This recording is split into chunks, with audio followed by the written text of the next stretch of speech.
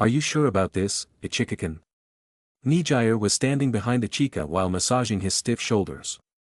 Yeah, this time it's my specialty. Aichika was sipping water on a draw from a water bottle. He was sweating profusely from joining every sports match of his school, and the next was in the karate club. Right now, his outfit is doogie, which the uniform of the club. But you look tired. Nah, I'll be fine. All the male members of the club are glaring at him when they saw him getting along with Nijire, who was the most popular girl in their school. Aichika stood up and went to the middle of the ring. His opponent was huge and muscular guy which looks like a body of an adult. His appearance is close to a giant gorilla. Newbie or not, I will crush you down. He got threatened. Aichika just smiled at him. Don't disappoint me, senpai. Among the members of your club, you're the only one who's competent enough to face me. Others are nothing but a bunch of scrubs who tried martial arts sports to make themselves popular. I'm quite disappointed. He looked around at the audience. What did he say? Get beaten, you bastard. Die. The club members became furious from his mocking, and the referee waved his hand down. Start. His opponent charged forward and immediately threw a straight punch. Aichika just raised his guard and ducked down his head to avoid the attack, then he slipped a over right hand counter, straight to his opponent's face. Bam, his opponent just fall down straight to the canvas with his body stiffening. Everyone in the club was completely shocked with the instant knockout that sealed the match. The referee raised his arm, winner, Yagi Aichika. The others immediately went to check his opponent's condition and tried to wake him up. They can't believe that someone just knocked out a person who's twice bigger than to his opponent. Senpai. Are you okay? Please respond. Gore-senpai. Aichika went to his corner where Nijire is holding a towel and she gave it to him. Thank you, Nejire-senpai. He wiped his sweat. You're such a bully, Aichikin. Don't worry, I held back a little. He'll be fine once he woke up. This is the last one, right? Yeah, after this, I'm going back to Tokyo with school bus. Nijire felt saddened, but she just tried to smile at him. I guess this is a farewell. It might been short, but it was fun. Aichika took out his phone. Nejire-senpai, can I take your contact info? Oh, sure. Nijire did the same and showed her info from the phone. Okay. Aichika sent her a message as her phone rings. Nijire opened the message and read it, making her eyes widen. Thanks, my first lady. I'll contact you if we have business trips. Hee. Sure, Mr. President. Nijire replied. The two of them gazed at each with a smile which frustrated the others in the background. After that, Aichika gave his farewell to her and boarded the school bus back to Tokyo. It was already dark when he returned back to Tokyo. He was walking among the people in the streets while looking at his phone. Nijire, have you arrived? Yeah, I'm walking home back. Aichika, Nijire, I want to see the Might Tower. Maybe next time. Aichika, I'll teleport you to Tokyo. Aichika, Nijire, really? Yay. Let's talk about it next time. Aichika, Nijire, sure, I'm looking forward for it. Nijire, Aichika smiled, then he closed his phone and put it back on his pocket. When he arrived back home and entered his workshop, I'm home. Welcome back home, father. It was Roboco who came to greet him. Her hairstyles is different, which is mid-length dark brown hair tied into two twintails with ribbons that lie on her shoulders. Have you run maintenance on yourself? Not yet, father. Then let me do it for you. Aichika walked inside and his robot AI daughter followed after him. A day later, Aichika was walking to school with Toru, and this time, Momo is with them, wearing the same school uniform. Aichikin, how was your practice games yesterday? Also from the other day? Toru asked him while he is yawning from drowsiness. I won, but it's pretty tiring. You've been a member of basketball team since elementary. Why did you join all the sport club's practice game as if you're still choosing which sport club you want to join? Nothing really, I just want give it all a try. The principal is begging me to carry on any of the school's sports club. Well, with your athleticism, you can carry any sports club to championship. You should at least join one, Aichikin. To be honest, I don't really want to join on any club. I will go straight home and build something better in my workshop. He he he. I see. Toru just giggled at his decision. Momo, who's walking behind them, came forward to other side of Ichika, then asked, Hagakure, it's Toru. Toru was pushing her to call her with her first name. Ah. Eh. Okay, Toru-san. Did you join any club? Nope, I also go straight home and play any game with Roboco and Minamikan. It's more fun playing with them. Ah, I see. Momo awkwardly smiled at her response. What about you, Momo? Any club you want to join? Nothing really. I also don't feel joining any club. Toru was happy and she raised her hand. Really? Then from now on, we are the Go Home Club, she declared then at Ichika for confirmation. Nay, what do you think, Aichikin? It's fine, as long as I'm not the leader. Ichika lazily responded. Toru glanced at Momo. Momo? Wanna join? Okay. Yay, we're officially the Go Home Club. Ichika yawned again and rubbed his left eye with his wrist. I want to go home and sleep. When they arrived on school campus, most of the students on the background are glancing at them. Isn't that Ichika and famous invisible beauty, Hagakure Toru? Look! That guy is walking with another beauty. Who's that? She looks very tall. Walking to school with two beauties. How envying. All of them seething at Ichika, but the person himself was ignoring them. Toru and Momo noticed the resentful stares at him. Is this okay? It seems a lot of people hate him. Momo whispered. It's fine. Aichikin is already used to this. Eh? What did he do to people hate him?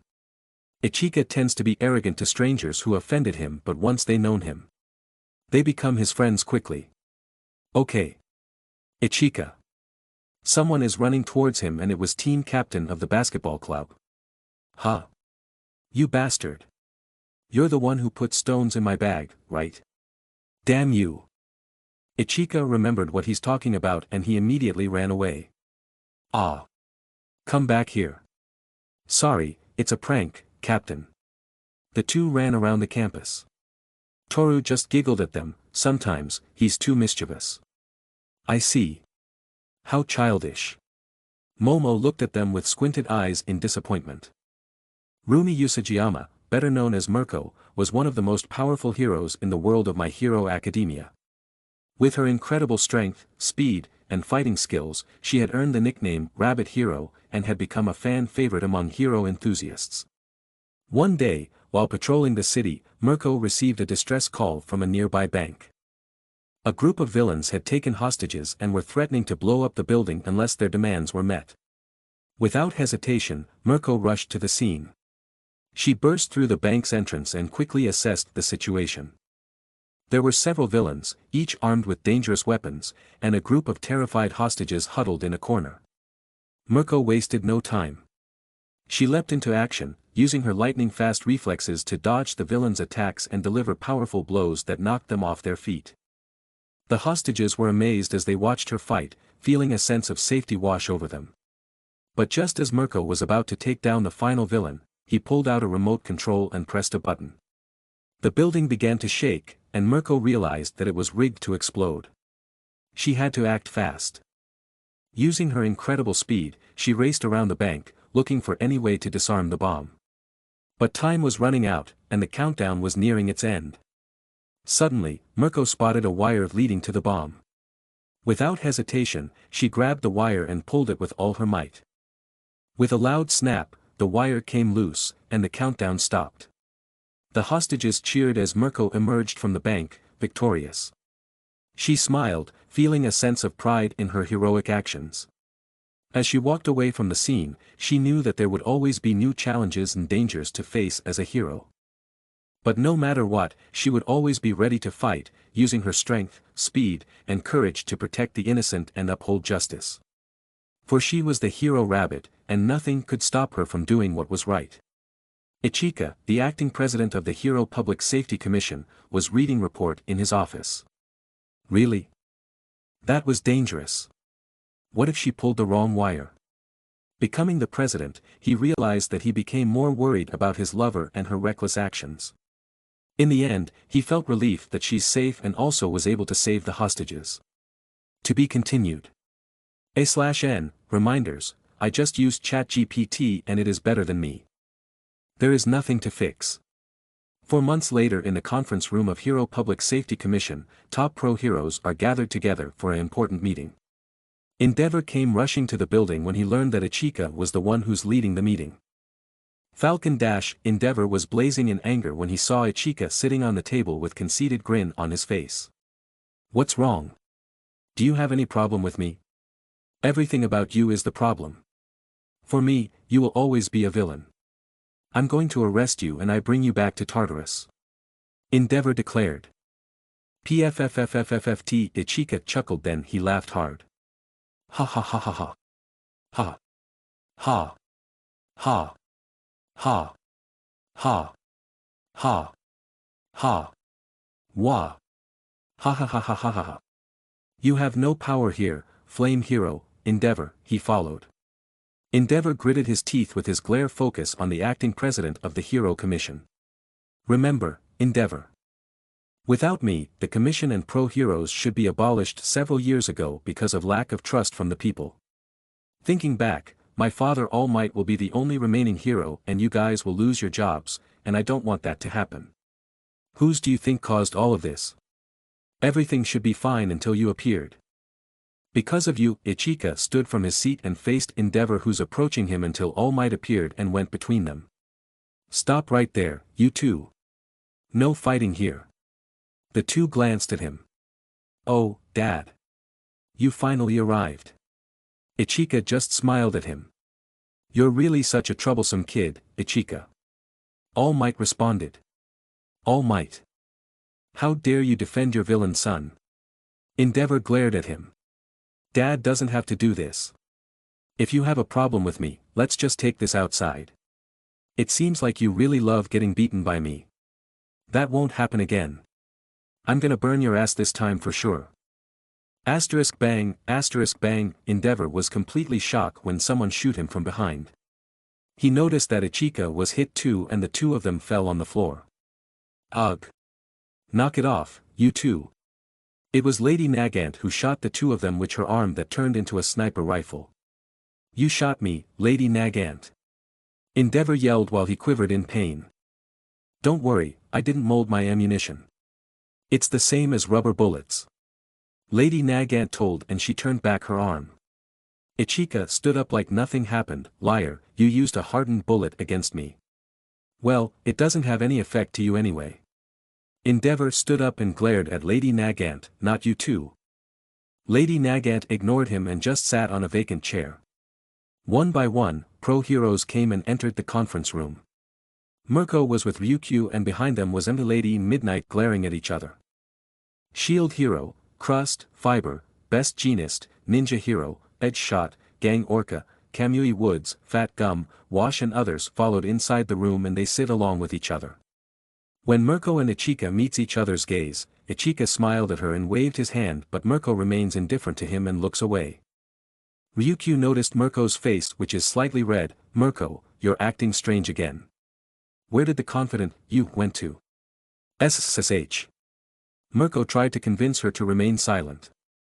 Aichikin sighed, then he went to his table in the middle and sit on it. We have important meeting today, Endeavor. Let's just settle our personal dispute next time. Fine. Everyone sat down and the meeting has finally started. I would like to thank each of every one of you for coming here today. The investigation of pro-heroes has finally came to end and more than 70% was able to retain their job as a hero. Congratulations on surviving these past 3 years without a single pay and with only monthly allowance coming from my pocket. Everyone was silent, remembering their hardship and shame in relying financially with the acting president. They became frustrated of their situation, but they should be able to overcome it or they can't call themselves pro-heroes. They hated being mocked as incompetence by the guy who caused of this situation to them. He might be the reason of their hardship, but they can't blame him given that they found out that some pro-heroes are actually members of some villain organization and they are spying on them. It was difficult to believe and accept that some of their friends and comrades are deceiving them. For those who remains passionate of their job and sacrifices themselves for the safety of citizens, you guys are the real heroes. Starting today, pro heroes are back to business. The budget was already approved by the Ministry of Finance and you guys will receive your 3 years' worth of salary together with the other benefits. Of course, it was increased by 50% as I promised several months ago. All the pro heroes are satisfied with the news and all their hardship became fruitful. But there's a problem. Ichika followed and they became unhappy. Huh? What is it this time? Are you making us suffer more? Aren't you satisfied tormenting us, Falcon? Most of them complained to him. We are kinda understaffed, so we need more new recruits of pro heroes from schools. Ichika revealed with serious tone. All of them looked at him with squinted eyes. It has nothing to do with us. Deal it yourself, they retorted. Oh, before I forget to tell you guys. Ichika remembered and took out a card from his pocket. Everyone was surprised when it was Pro Hero license with Ichika's picture on it that was shown to them. All Might grinned, seeing his Pro Hero license. National Hero license name, Fujiwara Ichika quirk, Spoonbender hero name, Falcon, huh? Spoonbender? What the hell is that quirk? We studied and trained out as off to have that license and you get it without any effort. How unfair. A villain turning into a pro hero? How ridiculous. Most of them complained to Ichika but he just smiled at them. According to the rules, the Hero Public Safety Commission can grant hero license to those qualified vigilante. Mera has already accepted my application and became a pro hero. Ichika stood up from his seat. If you guys think that I'm unqualified, don't worry, this is just temporary until graduated middle school. I will enter UA high school and graduate over there without using any of my quirk to show you guys that I'm already more than qualified. He declared. Everyone in the room was completely shocked. Few days later early in the morning, Ichika in his teenager form was running around the park with weights war in his arms and legs. Behind him was 3 heavy tires of tractors that was tied to his waist, dragging it with him like it was nothing. But, each of those huge tires has someone riding on top of it. Run faster, Ichika. This is really fun. The little girl in a long skirt-made uniform with short lilac silver hair and violet eyes was enjoying the ride while sitting in the front. Behind her was Roboco who was busy working on the screen of her tablet. Sitting on top of another tire was Toru which is wearing a pink shirt and blue fitted shorts was dozing out of drowsiness. Momo was sitting on top of the last tire and her outfit consists of white shirt and blue long pants. She's gazing at Ichika with amazed expression. No matter I think of it, this guy is really ridiculous. Pulling this huge tires just to feel exhausted needs a large amount of stamina. As expected from the son of no hero *ring*, huh? Toru just woke up when the phone in Ichika's pocket rings. While running, Ichika took out his phone and answers it. Hello. Aichikin, yeah. Nejira-senpai. Nejira-senpai. Toru became vigilant hearing the name of a girl in Ichika's phone call. Little Belle stares at him suspiciously. That girl. She calls Ichika a lot of times before bed. The girl just stares his back while he is answering the phone call. Do you have plans for the summer break, work? You're working again even at home. At least get some rest. How about we go on vacation?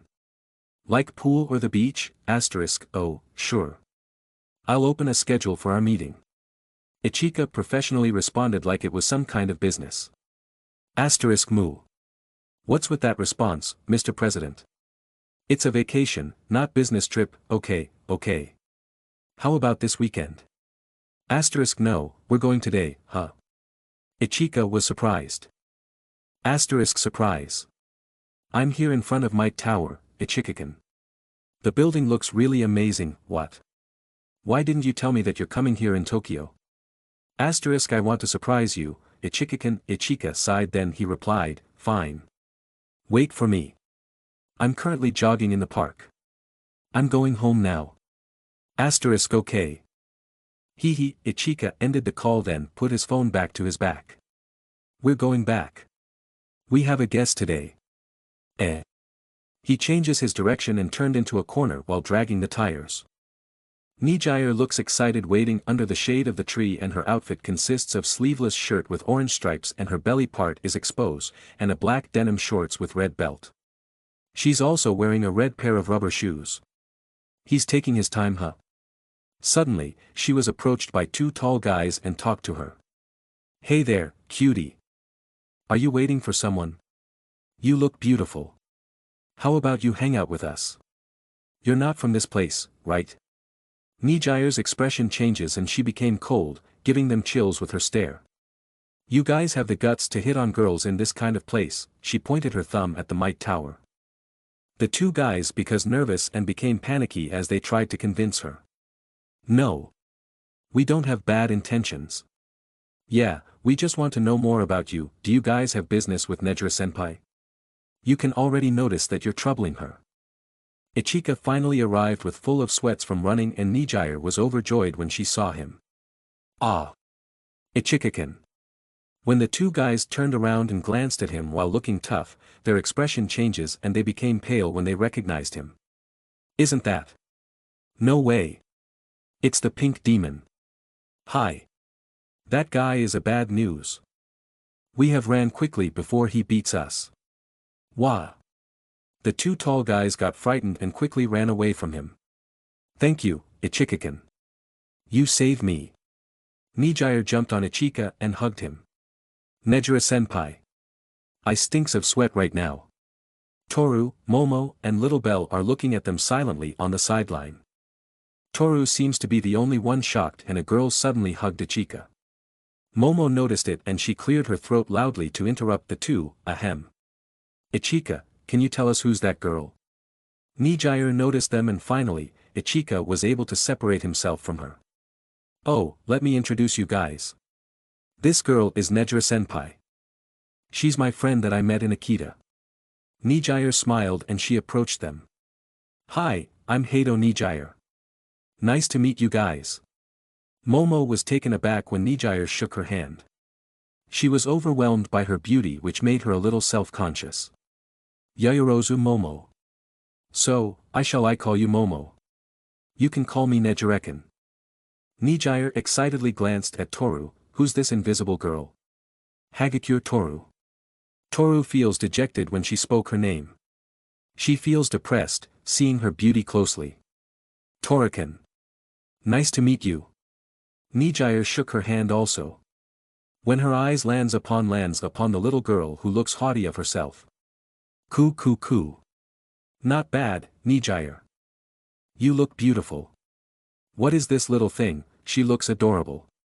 Nijire was captivated by her cuteness. But not beautiful as me, as I, Venus.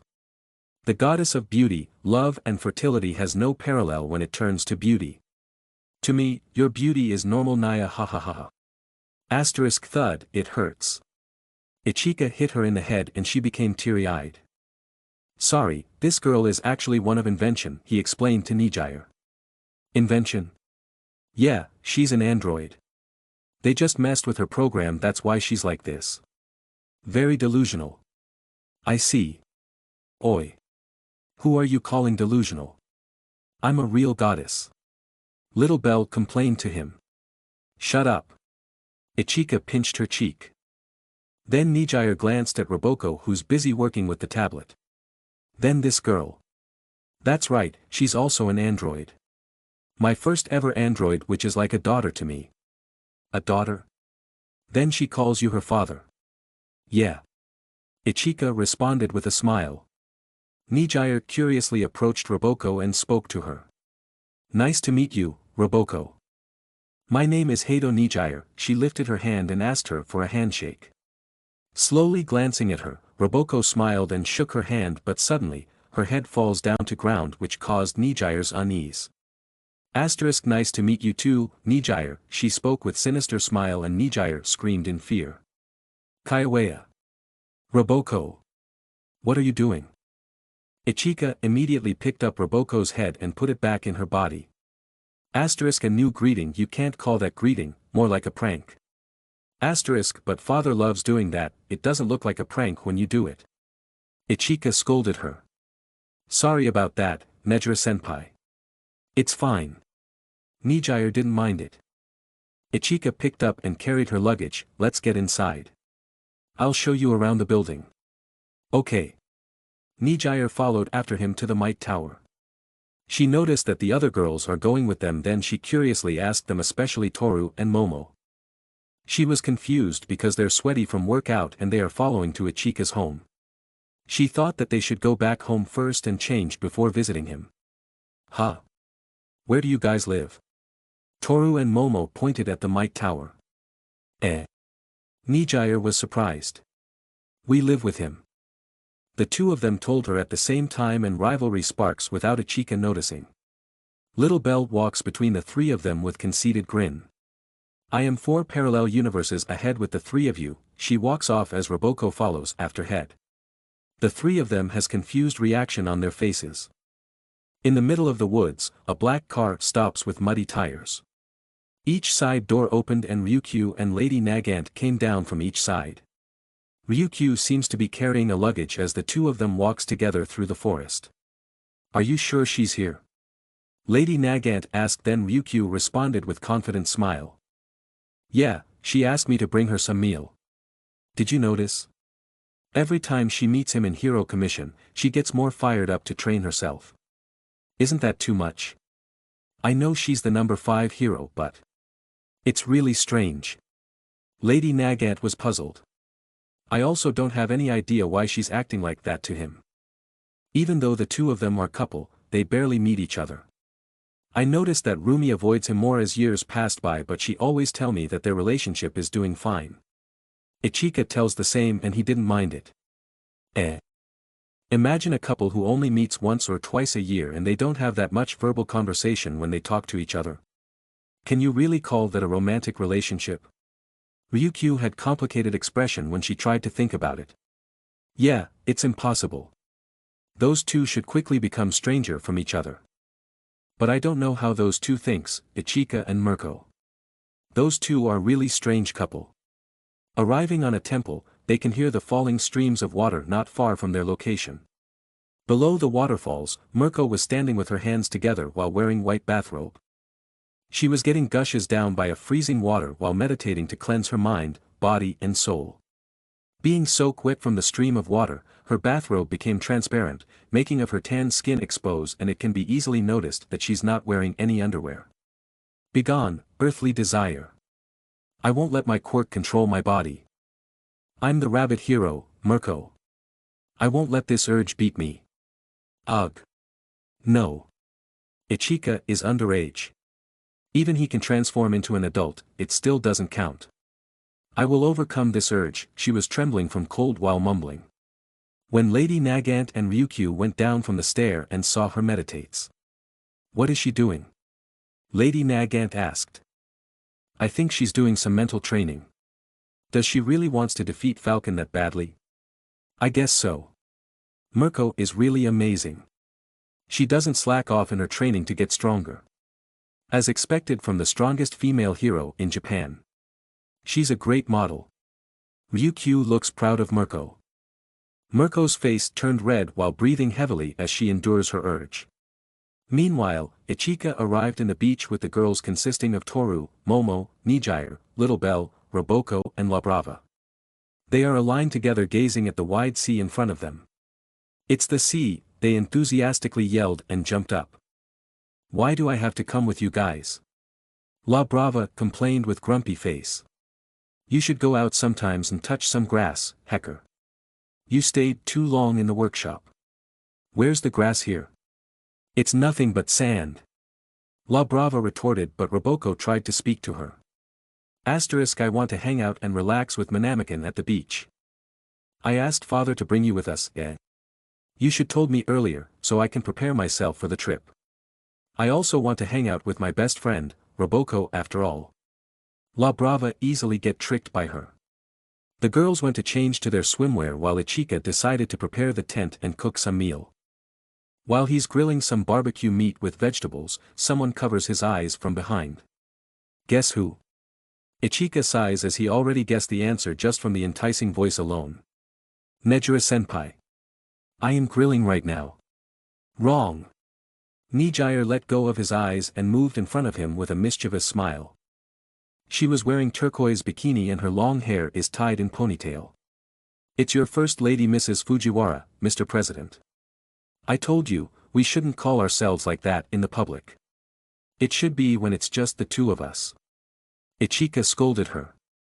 Hee hee. Don't worry, I sneaked up ahead to meet you earlier. What do you think of my swimsuit? Nijire posed a little bit in front of him. Ichika smiled while his hands moved to flip the barbecue on the grill. You look pretty. It suits you well. Nijire looks happy from his compliment, then she giggled and replied, hee hee. Thank you, Aichikin. How unfair. Toru together with the other girls had finally arrived. Toru was wearing a white swimsuit while Momo was red. Little Belle has white frills on her blue bikini and Roboco, her teal-green swimsuit has a frilly skirt below. Ichika smiles and complimented them too. You girls looks adorable on those swimsuits. Toru looks happy from his simple compliment and she became embarrassed while Momo was doubting his words. Roboco's expression remains the same and Little Belle doesn't seem to be happy being called cute. The one who's disgusted by his words was La Brava. She's wearing a swimsuit with pink stripes which has word love on her top. She shrugged her shoulder while telling him, no one will ever believe on those flattering words of yours. It sounds like a lie and you're just forcing yourself to call us cute. I'm sincere with my words, Hecker. When I said adorable, I only mean them, not you. Huh? What did you just say? Are you telling that I'm not cute? I wonder about that. Ichika and La Brava glared at each other. There they go again. Momo commented. Even though they've known each other for a long time. They're still like this. Toru followed. It's much worse in the past, Roboco spoke. Actually, I'm quite envious of her. Nijire became curious of them. Seriously? Little Belle looked at her with squinted eyes. After that, they all went to play in the water together. Take this. Nijire splashes some water towards Momo and Toru. We won't lose. Momo retaliates and splashes some water too towards Nijire. La Brava was lying on top of a swim ring while Roboco is pushing her from behind. Let's go. Leave it to me. Roboco sped up as she swam very fast and the swim ring turned into a running boat. Near them was Little Belle, just floating in the water without moving. They enjoyed their time until they realized something was missing, Hey, wait. Where's Ichika? They looked around but they didn't find him.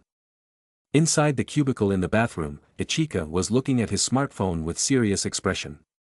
On the screen was the old man telling him something. Redestro is up to something no good again.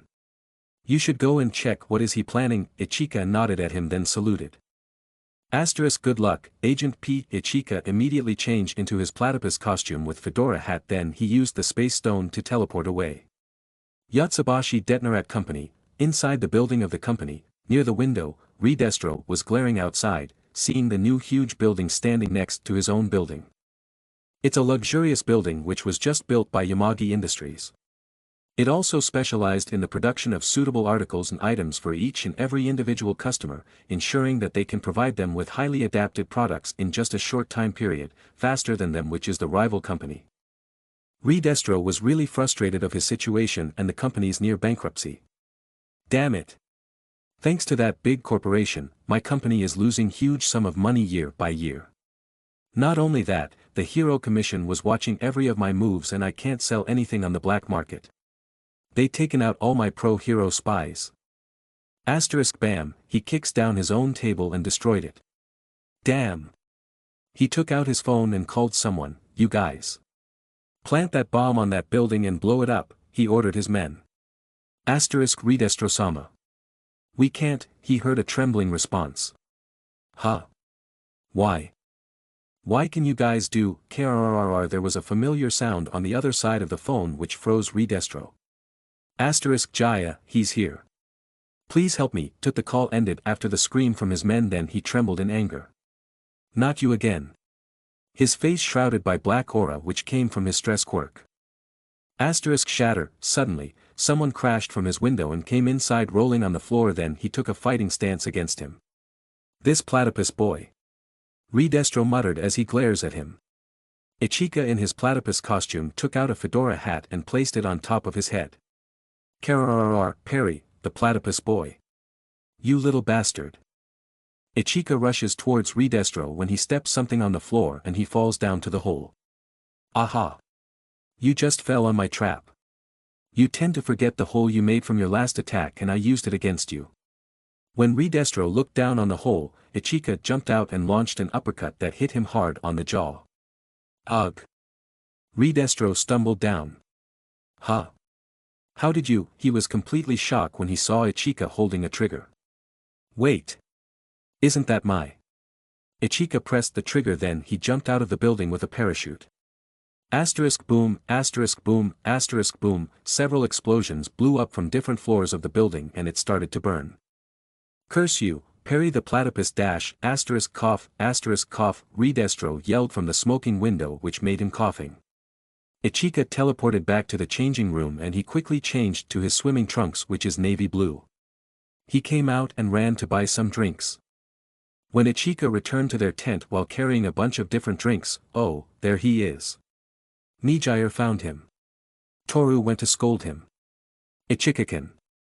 You should ask some of us to help you carry those drinks. So, you want to accompany me to the boys' changing room? Toru became embarrassed and shouted at his teasing response. I'm not talking about that. Aichika grabbed a cold drink and gave it to her. Here. Its favorite drink.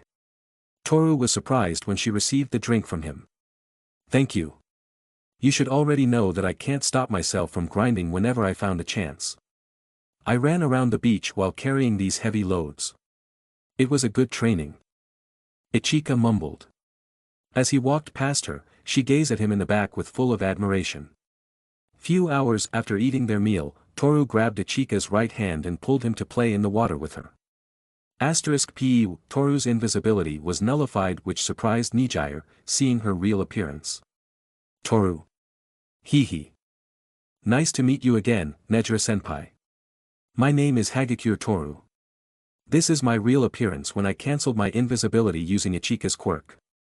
Nijire became envious looking at the two of them holding each other hands. Not wanting to lose, she clung on Aichika's left arm, pressing it between her chest. Hey! Toru willed herself and clung on him too with pouty face. I'm bored, Aichika. Let's play together. Little Bell behind him jumped up on his back, embracing him on his neck. Hey! Hee. Little Bell, that's dangerous. Momo tried to scold her. Aichika noticed that several guys on the beach are giving him a bad stare, which made his cheek twitched seeing their reactions. Meanwhile, La Brava was walking together with Roboco while buying some snacks at the stalls. It's such a shame that I can't eat snacks with you, Roboco. I'll be fine. Suddenly, they were approached by several guys. Hey there, cutie. Wanna hang out with us? We know some fun place around here. La Brava became angry and went in front Roboco to cover her. Get away from my friend. They all glared at her. What's with this little girl? I'm not a little girl. I'm already an adult.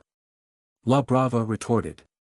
Looking at her, they immediately became disinterested on her and focused their eyes on Roboco.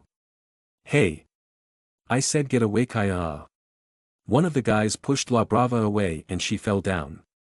Her snacks was scattered on the dirt. Shut up, you ugly. La Brava was completely shocked when she was called like that. Tears fell from her eyes, and when Roboco's eyes widened, seeing her depressed state, her expressionless face became grim with her eyes glowing red. She pointed her palm to the guy who mocked La Brava and blasted him away with a high-density beam. The guy was sent flying and crashed down in the ground in the distance. Who wants to be next? I won't forgive anyone who hurt my friend, Jaya. Run. After her warning, the other guys quickly ran away in fear like their lives depends on it. Are you okay, Manamakan? Glancing at La Brava, she gave her a hand and lifted her up. Yes. Thank you, Roboco. Don't listen to them. Manamakan is cute, but Asterisk every girls has their own charm and those trashes doesn't know anything about you, Roboco. La Brava embraced her and she cried on her chest. When the two of them returned to their tent, Aichika who's grilling another serve of barbecue meat saw them. He noticed some traces of tears from La Brava's eyes. What wrong, Hecker? You look messed up. Did something happen? It nothing to do with you. La Brava retorted. Aichika glanced at Roboco, then she revealed, asterisk there are some guys who hits on me and they called Manamakan ugly, Roboco. PFFFFFFT. Aichika chuckled and La Brava glared at him. To tell you the truth, you actually look beautiful, Hecker. La Brava's eyes widened in surprise from his word. Especially when passionately doing your work at the computer, but what I don't like about you is your attitude towards me. You should respect me as your boss. She became disappointed when he followed. And whom do you think whose fault is that? You did. No, you did it first. The two of them glared at each other and start to quarrel too again. Asterisk father, 2B's program is completed. We can start to run her tonight. The two stopped and glanced at Roboco at her announcement. After they returned from the beach, Aichika went straight to his workshop together with Roboco and La Brava. Toru together with Momo, Little Bell and Nijire went to rest on the living room. There he go again. Going straight to work just after we went to the beach. Toru spoke, then she sighs. That guy is really unbelievable. He doesn't waste any time to create something.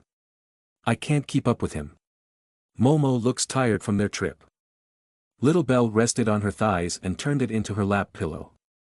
Momo doesn't seem to mind since she only see her as a child. Nijire already fell asleep from their tiredness. Asterisk boom, they all woke up by the sudden explosion which shook the building. Toru already have idea whose fault was that, and Aichika quickly appeared in her mind with his crazy inventions. Don't tell me. Yeah, it's Aichika. Momo has the same idea. Nijire followed the two of them and they left Little Bell who ignored the explosion and continue her nap. Arriving on the workshop, they saw an android appears to be that of a young woman with a pale complexion and she has a slim figure. She appears to have a mole on the right part of her chin. She has short, silvery white hair and is revealed to have grayish-blue eyes but is covered with her blindfold. She wears a black dress with a skirt.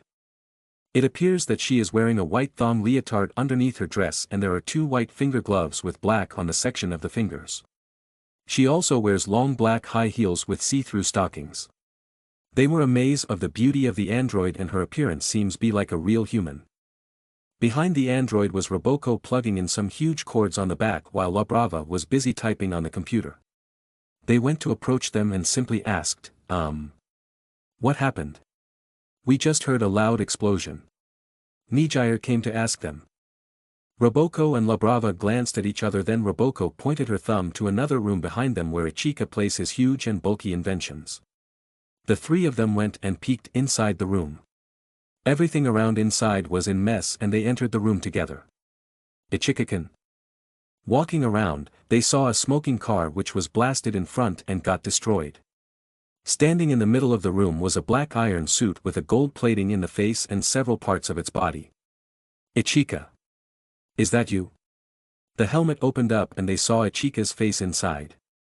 Oh, it's just you girls. What's wrong? You just woke us up with the explosion. Momo complained and frowned at him. He. Sorry, I just tested my new powered-up repulsor. Look at this armored car, it was completely destroyed. He looks proud of destroying the new car he invented and Momo was disappointed of him. Wait. This car is one of my failure invention. I'm gonna scrap it anyway. Okay. He was able to convince her. Nijire curiously walked around him while staring at his new iron suit. Nay, Aichikin. What can this suit do? This suit is a powered exoskeleton with armored plating, capable of enhancing the wearer's strength, speed, agility, and endurance. It is powered by a miniaturized arc reactor which is built into the chest piece of the armor itself. Aichika pointed at the glowing red light on the chest of his suit.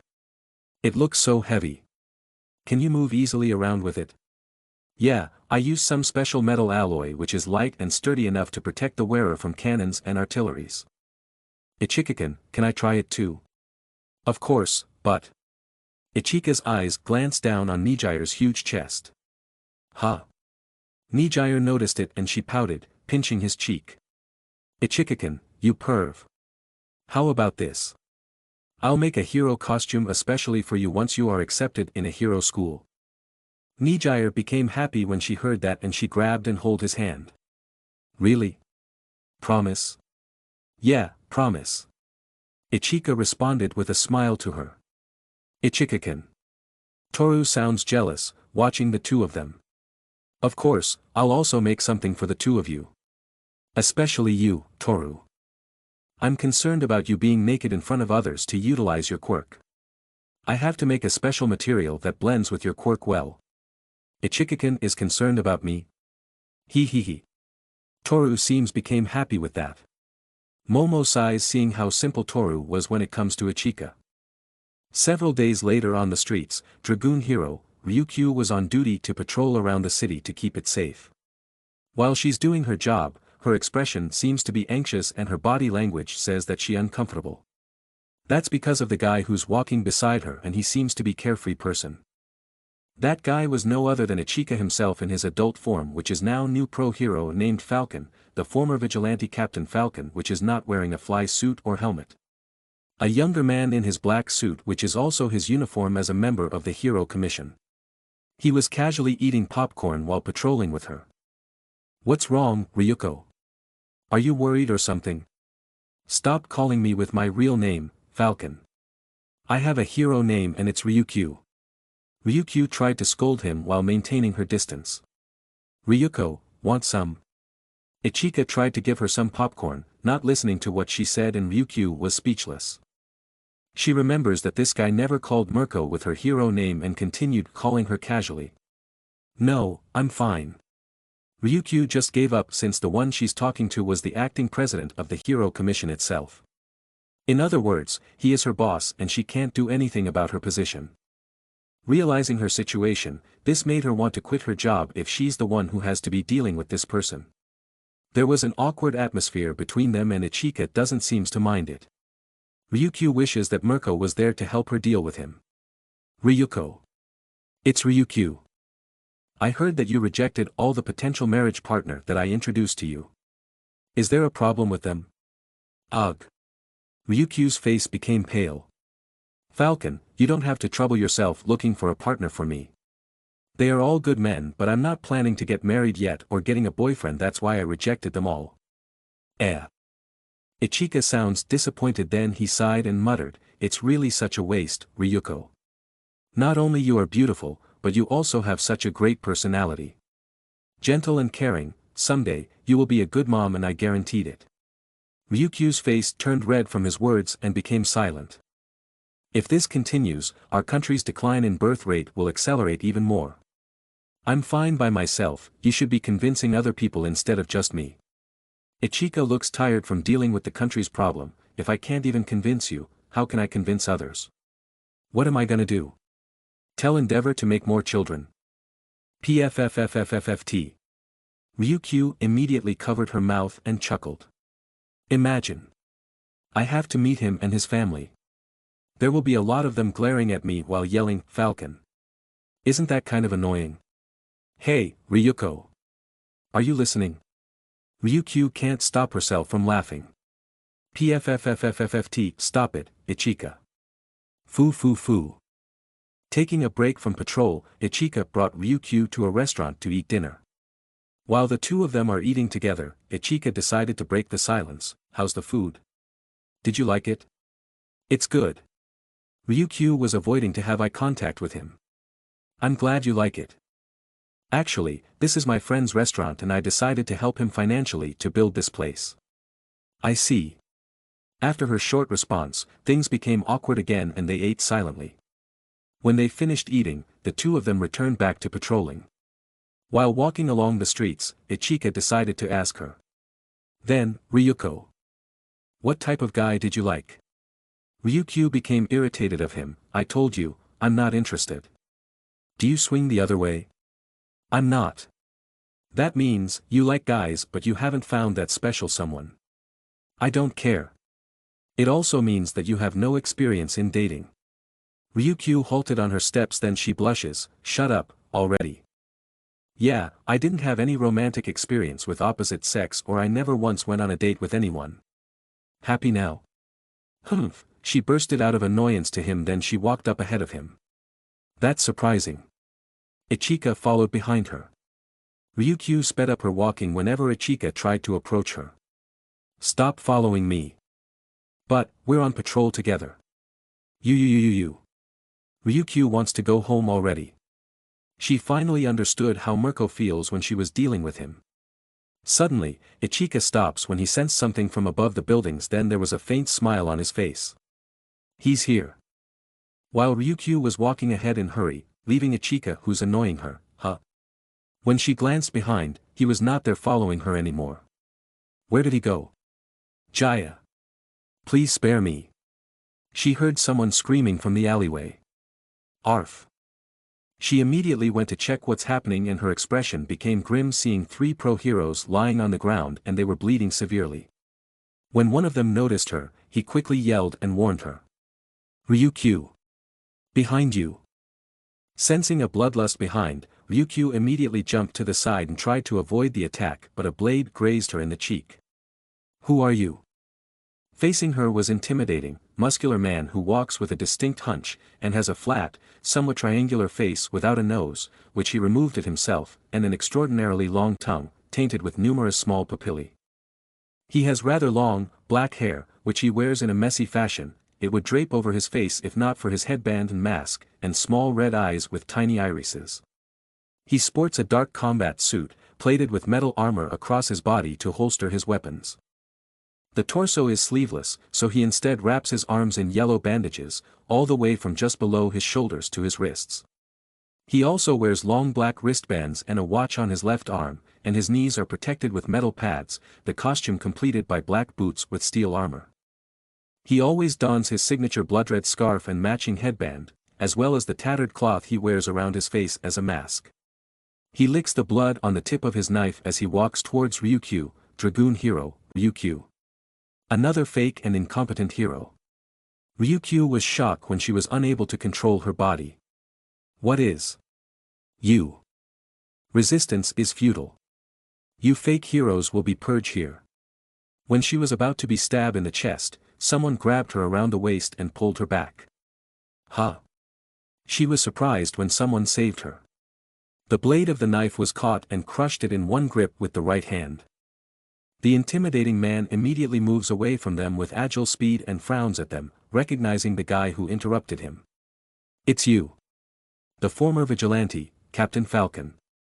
I never thought you turned to the side of those pro-heroes. Hero killer, Stain. It's been a while since I saw you. You still keep attacking pro-heroes even though I already filtered out the incompetent ones. What have you done is completely useless, Falcon. There's still false heroes working on this current society. You have to give them a chance to redeem themselves. They are also working hard to help All Might to protect this country. This is the reason why we never get along, Falcon. Stain rushed towards them. You and I are different. Your ideology is right but methods are wrong. Ichika taps Ryukyu in the back with his right hand and she was now able to move her body. *P. Ryuko, I leave those wounded to you. Ichika's left hand was shrouded with flickering lightning and thrust it towards his opponent. Lightning blade. Stain quickly ducked down to avoid his attack, then he tumbled backwards to get away from him. This guy is really a big trouble. He jumps through the surface of the walls as he tried to escape. Ichika levitates, then he rises up to the sky. Like I let you, The sky suddenly lit up and lightning descended from the sky and hit him in an instant. Boom, wah. He was forced to turn back into his younger form. While he was falling down, he saw a man with fair skin and thin, rectangular gray eyes and white pupils. He also had white hair that reaches just past his shoulders, worn swept back away from his face. He has a large black mask that covers him from his chest to just above his nose, for extra pieces winding around the exposed skin of his face and around his head. He wore a full-body suit of a similar design, with plates of black covering his entire body, leaving only his fingers exposed, and, over this, a blazer and dress pants of a pale lilac color. He also wore black boots. No way. Why is he here? Aichika was completely shocked. Ryukyu rushes to catch him from below. Falcon. She caught him in the alleyway. The two of them saw Stain standing on that man's side. Ryukyu put down Aichika as they stare at them with serious expression. We'll retreat here, Stain. We just found out his biggest weakness. TCH. Fine. Stain looks annoyed. The two-villain was shrouded by black aura and disappeared out of thin air. Aichika turned around and walked away. I apologize for using you as a bait, but I never thought Nine and Stain will be working together. Are you okay? Ryukyu worriedly asked. Don't worry, I'm fine. Thank you for saving me. I want to thank you too. You also saved my life. I thought I'm gonna die at that time. Ryukyu went to his side and walked with him. Outside the alleyway was several police cars which is arriving one by one at the scene. What are you going to do? They just found out your weakness. I never thought that lightning was also your weakness. You are listening to this audiobook on webnovel Audiobooks Tkthigud. I'll be okay. I don't really like relying on this power anyway. After the incident, Ryukyu together with Aichika in his younger form returned back to her hero agency office when they finished reporting to the police about the attack on pro-heroes. The 3 fatally injured pro-heroes was safely sent to hospital and they were told that those 3 are alive and under recovery. Aichika felt really tired and hopped on the couch, then he lied down, closing his eyes. Taking a deep breath, he quickly fell asleep as Ryukyu watched him sleeping casually on her office. Ring ring. Suddenly, Ryukyu's phone rings, then she took it out and answered it. Hello. Ryukyu, I heard that you've been in charge of patrolling with Aichika today. How is he doing? It was the sound of the voice of Merco. Ryukyu was silent when she remembers the things happened with during their patrol. Ryukyu, are you there? Sorry, Merco. It just that. He didn't do anything strange to you, right? No, nothing really. It just that. He is kind of annoying. Dealing with him makes me tired. Yeah, I understand. Especially when he is in adult form. He's super hella annoying. Every time we call each other through the phone, he keeps trying to flirt with me and I don't like it. Merco. He is your boyfriend and I think him flirting with you is normal. I don't really understand myself, but when he is in adult form, he feels kind of empty and lonely. It's like he's not being himself, and for me, he's more stronger when he is in younger form, so in other words, you prefer him as a teenager. Are you a Shotokan, Merco? I'm not, just a payback from your boyfriend. Then do it to him, he's the president of Hero Commission. Merco was silent on the other side of the phone. Anyway, Ryukyu. I'll leave him in your care. Thank you, toot toot. The call ended. Ryukyu leaned her back in her chair, then she sighed, then he noticed Aichika's sleeping face. She became curious and stood up as she went towards him. Watching his face at a close distance, she squatted down and stared at him with annoyed expression. She pinched his cheek but he remained undisturbed. You're so annoying, but I can't deny that you're so cute.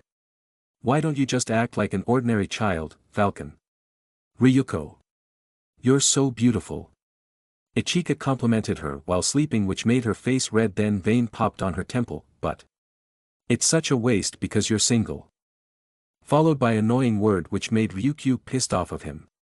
Damn you, Falcon. She now understood a little bit of what Endeavor feels. 1 year later, in some kind of training facility owned by the Yamagi Industries, Aichika is standing in front of Nijire, who is wearing a gym uniform consist of white shirt with red collar and black short spats. Aichika was in teenager form and he's wearing a white sweatshirt on long black pants. He's also wearing a running shoes and there's a larger weights on both his arms and legs. You still have 1 month before the entrance exam at UA High School. Today, we will train to increase your stamina. Shoot me with all your might, Nejira-senpai. Are you sure you're gonna be okay, Aichikin? Nijire took her stance. I'll be fine. It won't hit me anyway. That arrogant tone of yours. I'll make sure you regret it. Nijire charged, then she releases powerful spiral shockwaves from both of her hands. Nijire wave. Nijire's quirk, wave motion, grants her the ability to convert her own vitality into energy and release it in the form of exceptionally powerful spiral shockwaves. Since the energy travels in a spiral, it's not very fast. Aichikin was aware that Nijire uses her life force for her attacks. He had to help train her stamina immensely in order to be able to overcome her quirk's drawback. Overusing the quirk will cause Nijire to suffer from great exhaustion, due to it using her own stamina as a power source. Aichikin's priority is to increase her stamina, so she can last longer on a battle. Seeing her attack, Aichikin just walked forward with a smile, avoiding her attack easily with just a slight tilts from his upper body. Huh. Nijire can't believe that her was avoided easily despite Aichikin having weights that slows him. She tried another 2 blast, but this time, she raises the output of her attack. Again what? Aichikin yawned with his eyes closed and he avoided her attack again with just a slight move. This guy is really ridiculous. Stop being distracted.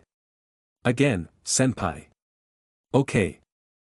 30 minutes later, Nijire was lying on the ground, breathing heavily from exhaustion.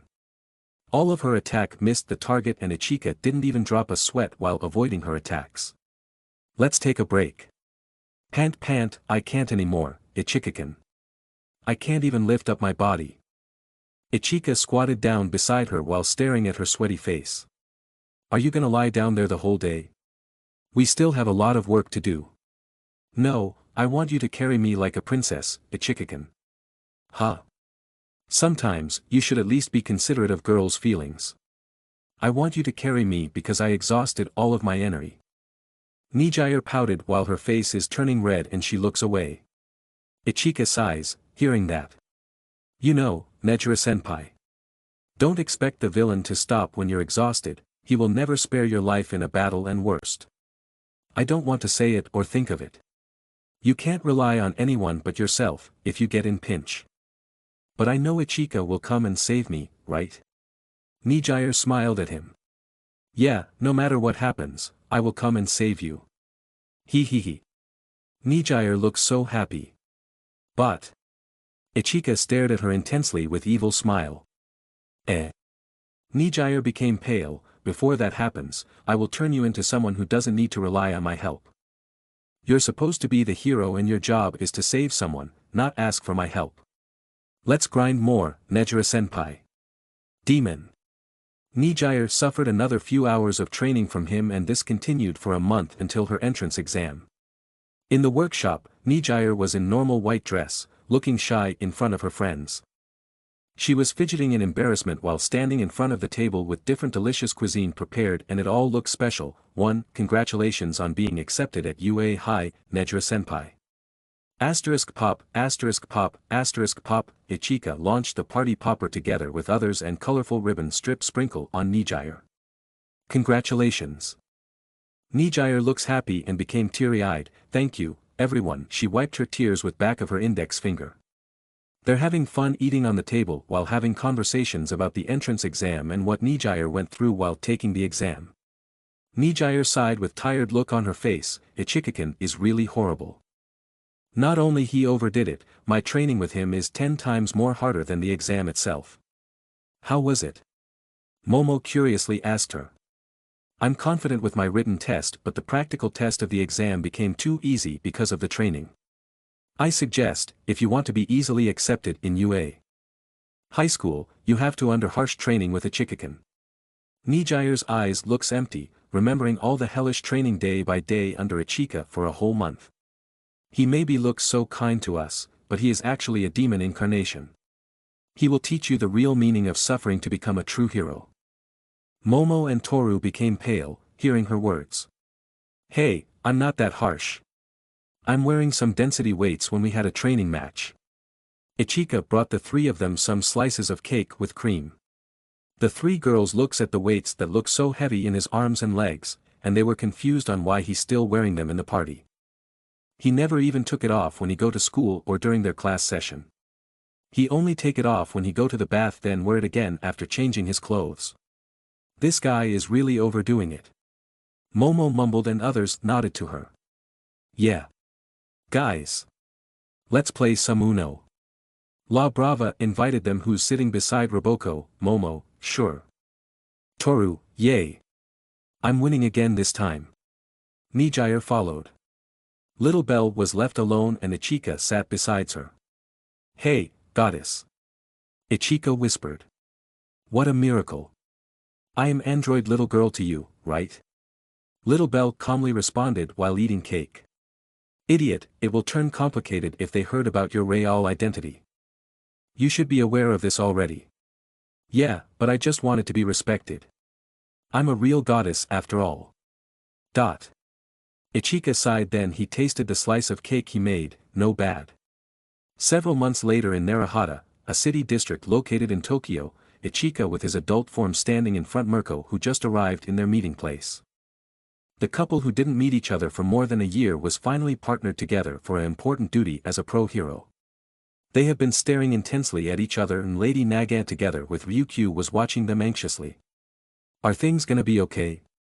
I can't believe the current President Mera put them together in this duty. Lady Nagant worriedly asked. I don't know. Merco usually refused to work with Falcon, but now, I was really surprised when she suddenly accepted to be in the same duty as him. Ryukyu responded. I hope nothing happens today. Yeah, let's just believe on those two. Ichika moved closer towards Merco, which made her cheeks turn a little reddish. She looked quite uncomfortable when she's being approached. Rumi, do you how much I'm longing for you? Ichika suddenly wrapped her body with his arms and hugged her tightly. Ichika, you shouldn't hug. Merco's body trembled and her face became pale. It looks like she was having nausea and her breathing turns unstable. Before Ichika noticed, her mouth became bubbly and she passed out in his arms. Rumi? Ichika tapped her cheek, but she wasn't responding. Hey. Rumi, wake up. Falcon. Lady Nagant grabbed him in the shoulder. Huh. Leave her to me. You go on patrol with Lady Nagant. I'll watch over her. Ryukyu took away Merco from his arms and she carried her in the shoulder. Ryukyu ran away and took Merco to the nearest hospital. Falcon, we need you right now. There is a group of villains we've been trying to investigate and it is called Villain Factory. Lady Nagant tried to convince him. Ichika frowned, hearing the name of the villain group, and he already concluded that it has something to do with his real father, All for One.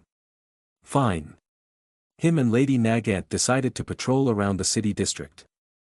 Ichika noticed, looking around the place, that there's not much people walking along the streets and it's a fairly busy urban area, although the neighborhood surrounding them is pretty deserted, and there's a lot of old buildings and remnants of complex roads that are hardly used. Falcon. You're aware of Merco's condition, right? Lady Nagant suddenly asked him. Ichika was silent for a moment, then he responded calmly, yeah. It's the response of rabbit quirk in her body.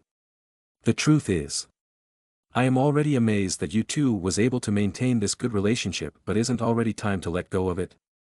Ichika halted on his steps, then he glanced at her with serious expression. We were really shocked when she told us her condition and we learned that she's been enduring it for a long time. I think it's better for the two of you to break up. Hearing that, Ichika became furious and he dragged her to the alleyway. Cornering her, he slammed his left hand on the wall fiercely, pinning her down, but she tried to maintain her composure, seeing Ichika's scary reaction. What do you know about us? Rumi and I had already overcame a lot of challenges in order to maintain our status quo. I known her for a long time and she's been with me since I was small child. She's important to me, and do you think I will just let go of her? You can't provide what she really needs and her body is suffering from it.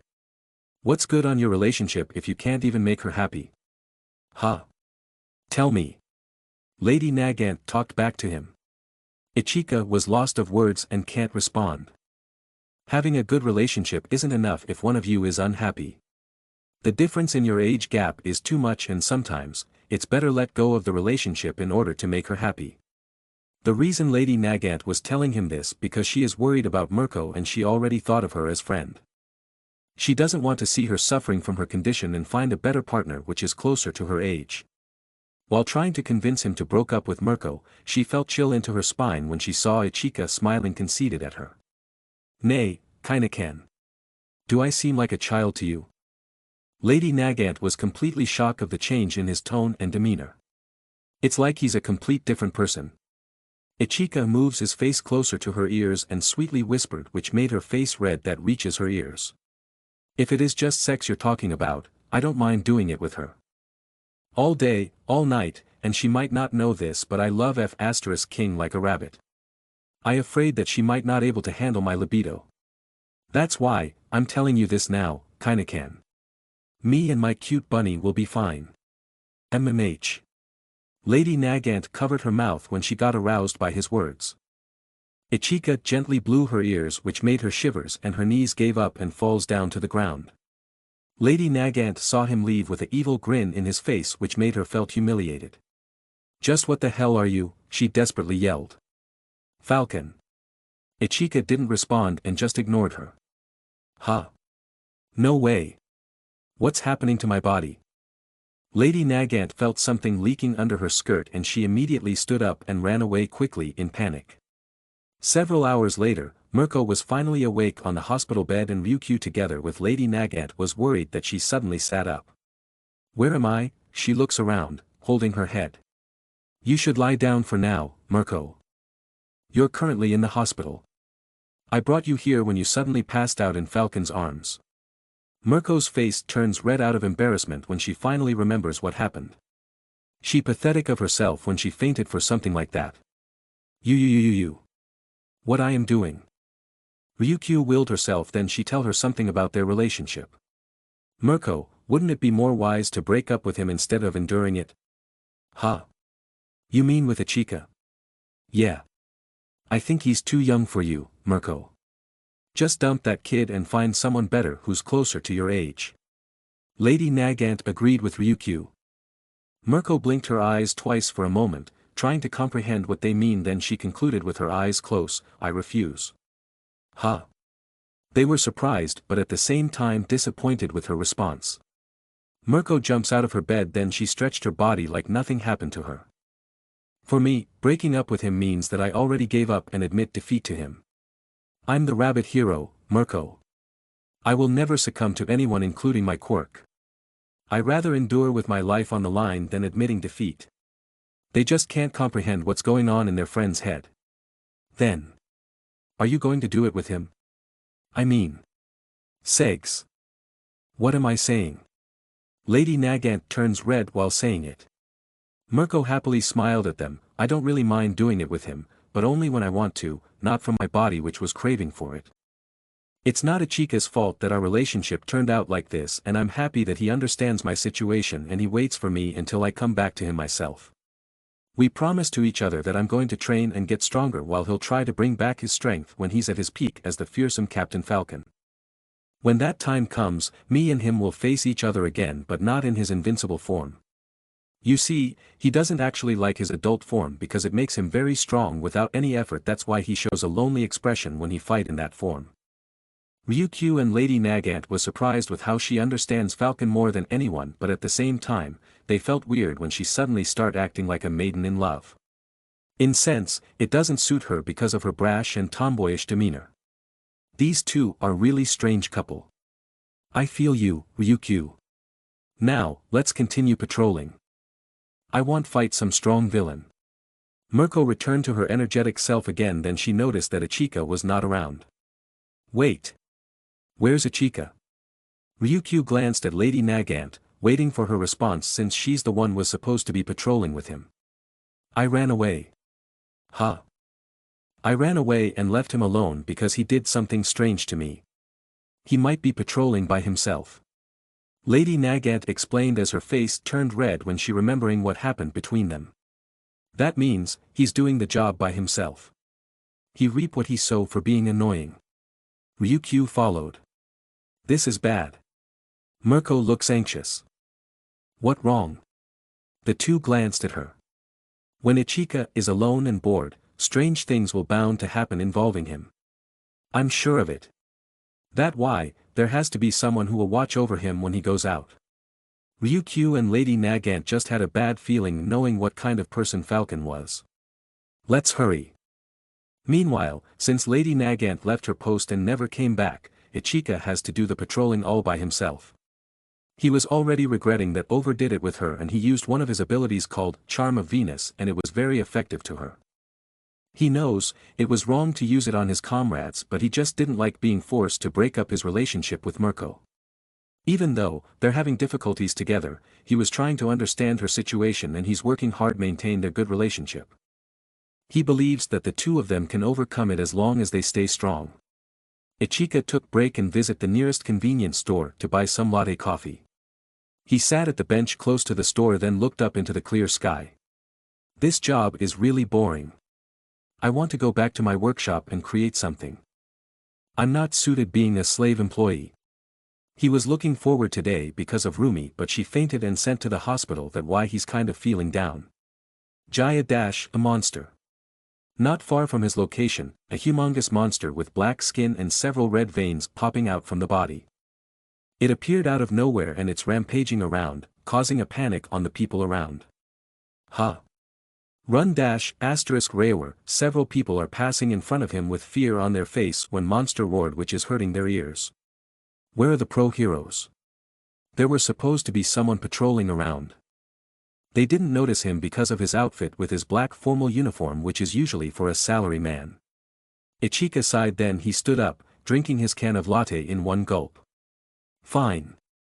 He threw the can very high and it went straight inside the trash can without looking in his back. Disappearing in an instant, he appeared in front of the monster, then he jumped high and launched a flying in its face. **Bam, the monster got knocked down on the ground. While it tried to stand up, Aichika took out a small phone and dialed something on the keypad. He raised the phone after taking several different poses, then he shouted, Henshin. In his belt, there was some kind of slot and he plugged his small phone on it.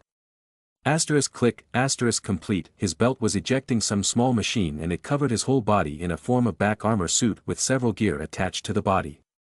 All the people around, including the media which was broadcasting the incident, saw his new invention and they were amazed with the transformation.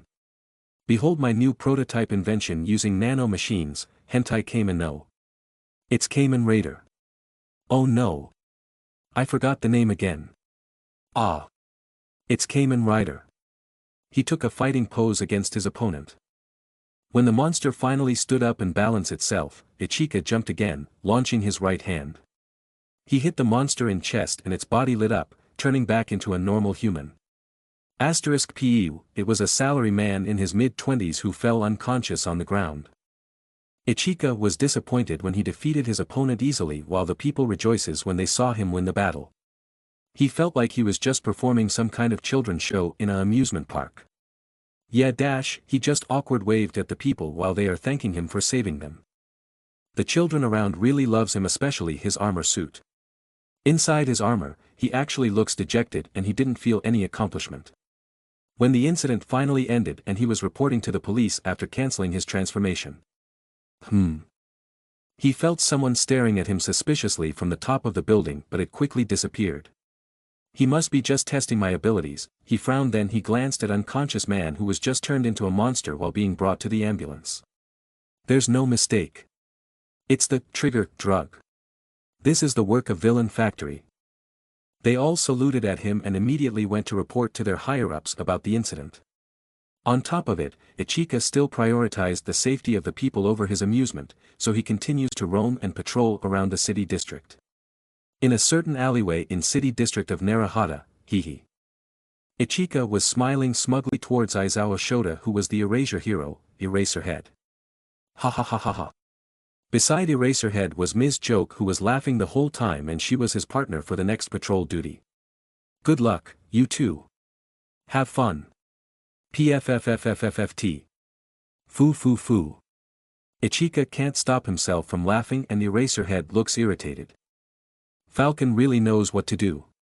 Ms. Joke spoke, then Aichika gave her a thumbs up. Of course, I'm such a considerate president. We are on hero duty, not a date. Eraserhead retorted with calm tone. Aichika took several steps back, then he yelled, Shazam! Lightning descended down from the sky and hit him, turning him back to his younger form, which is wearing a civilian clothes. Eraserhead frowned when he tried to use his erasure quirk on him, but it didn't have any effects and he was still able to use his ability. This guy's power is really strange. Isn't his ability the same as yours? Erasing the quirk of his opponents by touching them? Yeah, but his strength is abnormal and he has other abilities. Even bullets can't penetrate his skin. No wonder All Might wants him to be the next symbol of peace. You should know why he refuses to take that title. Yeah. Ms. Joke nodded at him. Alright, I'll leave the rest to you guys. It's easier to find the main culprit if I disguise myself as a civilian. Bounty hunter is my former job and hunting someone is my specialty. I am Captain Falcon after all. Ha. Ha. Ha. Ha. Ha. Ha. You don't have to copy your father's weird laugh. Eraserhead replied. Yeah. Be careful, Falcon. Ms. Joke waved at him. Ichika walks out of the alleyway, leaving just the two of them. Why is he wearing weights? Those look so damn heavy. Don't mind him. Let's start patrolling. Okay, Eraser. Now, Ichika in his younger form was walking down the streets as a civilian while looking around for anyone suspicious individuals. Hee hee. I like this form more. No one will recognize me or people flocked on me as a famous singer. Huh, Ichika met with someone very familiar face. Era. Isn't that you, Aichikin? You're all grown up. Inka-san. Hee hee hee. I never thought we meet each other coincidentally. How's your school? Ichika smiled at her with his index and middle finger together. Hee hee. The same as ever, standing alone on top of the ranks. Oh, you're really amazing as ever, Aichikin. I really hoping that my daughter and Katsuki would learn from you. You shouldn't compare them to me because they are a different person. Every one of us has their own skills and talent. I also have my own ups and downs, you know. Like what? Ichika can't think of anything weakness of himself but he only knows one thing. My luck sucks. You still think you're unlucky? Yeah, I just stepped on a dog excrement this morning. Inko can't say anything because she knows that it happens often to him. 2C. Nothing really changes. When Inko says her goodbye and left, Ichika went to a separate direction when he saw a TV showing some news channel. He halted on his step and read what the news all about. Breaking news, crime rate increases by 4% this month despite pro-heroes' effort. Ichika was completely shocked, seeing the news and clenched his fist in frustration. All Might is still around. Ichika himself volunteered to become a pro-hero and help him. All the pro-heroes are working together to defeat villains from all parts of the country. Despite of all that, crime rate is still rising and people are suffering from it. He just thought now that things might be better if he didn't interfere on anything. He did it to protect the future from the villains and reduce the casualties caused by them, but things are getting worse. He has strength and power to defeat any villain he faces, but the villains are ignoring his abilities and continue doing crimes. He knows that crime can't be ended because some person who just had a very bad day, they have the chance to turn into a villain and there's no end to it, especially in the hero society. But it can't be helped already because what's done has done already and he can't change it unless he has the time stone. The problem he has right now is the rising crime rate and how to lessen it for the public. To think this through, he used the space stone and teleported to a random place since his patrol duty is already finished. He arrived on a certain alleyway, then he walks out to the streets. While in deep thought, he suddenly halted on his steps and looked up into the sky. Kai-ah! Someone bumped on him behind and fell down. He quickly glanced behind and it was relatively petite, fair-skinned girl with pretty face. The girl has slightly inward-tilting bright yellow eyes with thin slits, somewhat resembling those of a cat, and her shoulder-length hair, which is a pale, dirty ash blonde color, and where they're fastened, a straight fringe and two chin-length side bangs to frame her face. Her outfit consists of a plain sifuku with a kansai collar, both the skirt and the shirt dark blue with a double white trim, which is paired with a red ribbon around her collar. Her blazer was also blue but lighter. Ichika's eyes widened in surprise when he immediately recognized her and the two of them meet each other's gaze. You're... Huh? The girl's face turns red and became embarrassed. She quickly turns away. Seeing her groceries scattered on the ground, Aichika quickly realized it and apologized to her. "Oh, sorry about that. I was thinking too deep and I didn't realize the people around me." "No, it's okay." Aichika helped her pick up the items and put it back inside the bag. When the two of them stood up together, "Are you okay? Are you hurt or something?" Aichika checked her knees if she has any graze or wound. He sighed in relief when he didn't find anything. "I guess, you're fine, huh?" He noticed that she's breathing heavily and her body is trembling. "Are you really okay? Please respond." The girl dropped her groceries and jumped onto him, grabbing his collar, then she exposed his neck. She opened her wide mouth, which is also rather feline, as both her upper and lower canines are more pointed and longer than the rest of her teeth, giving her a vampiric appearance. Aichika was aware of her condition, so he decided not to fight back and let her bite him in the neck. He felt a stinging pain and he can feel his blood being sucked. Tears fell continuously on the girl's eyes while having ecstatic smile from drinking his blood. When the bystanders saw him bleeding on the shoulder and they're about to scream, Aichika raised his left hand, telling them that he's fine. Then he waited for the girl to finish. He still feels fine, even his blood is being drained, and it's strange to him because right now, he is in younger form. He just thought that it's one of Captain Falcon's ability and he didn't mind too much about it since there's something more important to think about. He sighed, remembering that he still has to solve the trigger incident. Such misfortune, he muttered while looking bored. In a park together with the girl, Aichika was sitting with her on a bench while he was wiping the bite mark on his neck with a handkerchief. Aichika was surprised that his wounds quickly healed, which made him confused of his abilities. It was the same ability as his adult form, which regenerates his injuries quicker. "So, your quirk is some kind of vampire ability?" "No, not really. My quirk is called transform, and if I drink someone's blood, I can turn into them. Let me show you." The girl stood up, then she transformed in front of him, which is exactly the same face as him. Seeing a copy him, Aichika became pale. "What's wrong?" The girl became anxious when she noticed his expression. Aichika quickly apologized, then he tried to explain while looking at the outfit of his copy, which overlapped with the girl's uniform. "Oh, sorry about that. It's just seeing myself in girl's school uniform." The girl finally realized what he means, then she giggled, "He. Do I look beautiful?" She turned around in his form and acted with femininity while teasingly flipping up her skirt. "Oh, no. Please stop it. Hello, my name is..." The girl stopped when she remembered that she hadn't asked his name yet. "It's Yagi Aichika. Nice to meet you." Aichika followed with faint smile on his face. The girl deactivated her transformation and her disguise melted into gray vicious liquid, showing her real appearance with happy expression. "Aichikin. I'm Toga Himiko. Please take care of me." "Yes, please take care of me too, Togasan." "It's Himiko." Then, Himiko-san. Himiko. Himiko. Aichika just gave up. He. Himiko has a disturbing smile on her face, which gave him a bad feeling, but he knows that suck at being normal because of her quirk. Such misfortune. Aichikin 3. While talking a little bit with her, Aichika noticed that it was already dark. He decided to accompany her home. "It was fun talking with you, but it's already dark. Your parents might get angry. Don't mind them. I had fun too. Then how about I send you home?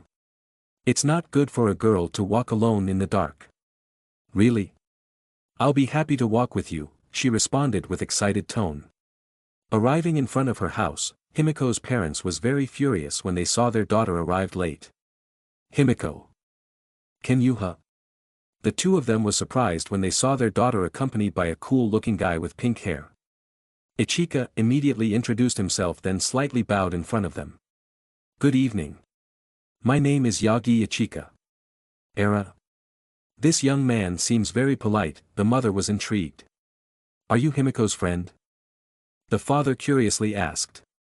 "Yes. We're friends. I want to apologize because we hang out too long that we didn't notice that it was dark." "Really? How about you join us for dinner tonight? I wanted to talk to you since our daughter never brought home any friends. You were the first one." "Mom." Himiko was very embarrassed. Ichika, who's trying to maintain his smile, is having a hard time refuse their offer, so he doesn't have any choice but to accept their hospitality. Okay, I'm in your care. He noticed her parents because teary-eyed, seeing their daughter bringing home friends since she has issues. I'll show you inside our house. Himiko grabbed his arm and pulled him inside their home. Arriving inside, Himiko brought him to the living room, then she left to change her clothes. Ichika was little bit tense as he sat on the couch with her parents staring at him. The two of them sat on another couch with serious expression on their face. The father decided to ask him, Ichika, are you really Himiko's friend? Well, I might just met her today, but I think she's already a friend of mine. You're really such nice guy, Aichikin. The mother spoke. Are you aware of her condition? If you're, Himiko already told me about it and I'm aware that she became like that because of her quirk. I see. I believe that her condition should be handled carefully. I suggest that you two should brought her to a quirk counseling. They might able to help her. The parents glanced at each other then became dejected. We already did and it was impossible for them. Huh? Why it is impossible? Ichika tilted his head, being confused. They can't find a way to fix her condition. We want her to become normal and they said it was not possible, the father revealed, and Ichika became annoyed when he heard that. Huh? Fix her? Are you guys stupid? The father and mother was shocked when Ichika's tone suddenly changed and became angry, which made them felt the heavy pressure. The father wants to retort but he was too intimidated by his aura. Ichika realizes his action, then he quickly apologizes, ahem. I apologize for my rudeness, he slightly bowed in front of them. The two are confused of him. What I mean is her condition should be accepted, especially you two are her parents, and never let her repress her feelings. Otherwise, there will be greater consequences. The father was silent, then he frowned at him.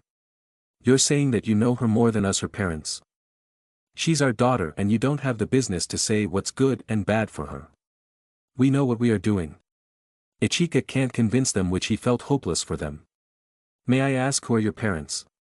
Where do you live? My dad. He is in Shizuoka Prefecture, working as a teacher in UA High School. Actually, I live in Tokyo. Their jaw dropped hearing about his home city. Isn't that too far away? Did you travel here alone? Yes. Ichika nodded. Aren't you just a stranger whom Himiko just met in the streets? Ichika realizes that he made a mistake. Ah. Yabe. Get out. He was kicked out of their house and they closed loudly in front of him. Don't ever come back *bam. Ichika sighed, then he just walked away and left. When Himiko returned back in casual outfit, I'm back. Ichikikin, what do you want for dinner, huh? The only one remaining are her parents, sitting together in the living room. Both of them looks annoyed. Mom, Dad. Where is he? Listen here, Himiko. Don't look for that rude guy anymore. Huh? What happened? Himiko was shocked. Don't ask about him. I kicked him out, okay? Don't look for him. Just go back to your room, her father furiously replied to her. Himiko froze, hearing his response. She felt very furious from what they did to her friend. She wants to attack them, but she tried to restrain herself. She desires to see her parents bleed, then kill them. When she was about to execute the things she was thinking, *ring, their doorbell rang. Sorry, but I think I left something on the couch and forgot about it. The voice of Ichika was heard from the entrance, yelling. Yes. Himiko smiled and immediately went to check on him. It was Ichika's phone, which is left in the couch, and Himiko picked it up. The father was about to stop her when she slapped away his hand, which is trying to grab her arm. He was surprised when his daughter gave him an intimidating look, then warned him. Don't touch me or I'll kill you. He froze in his feet as his daughter walked away happily. Seeing daughter like that gave him goosebumps, which made her looks very serious. Himiko opened the door, then she gave back his phone with a smile. Thank you, and I'm sorry. It's okay. Ichika was about to turn around when Himiko stopped him. Then I'm going. Wait, Ichikikin. Huh? I'm coming with you. What? Ichika was shocked. It was midnight when I arrived back home together with Himiko, who decided to follow after me. She ran away from her home after quarreling with her parents, so I decided to take her home since I actually the cause of it. I'm back. Welcome back, father. It was Roboco who greeted us. How's Hecker? She already resting just after we finish our works. Thanks for the hard work.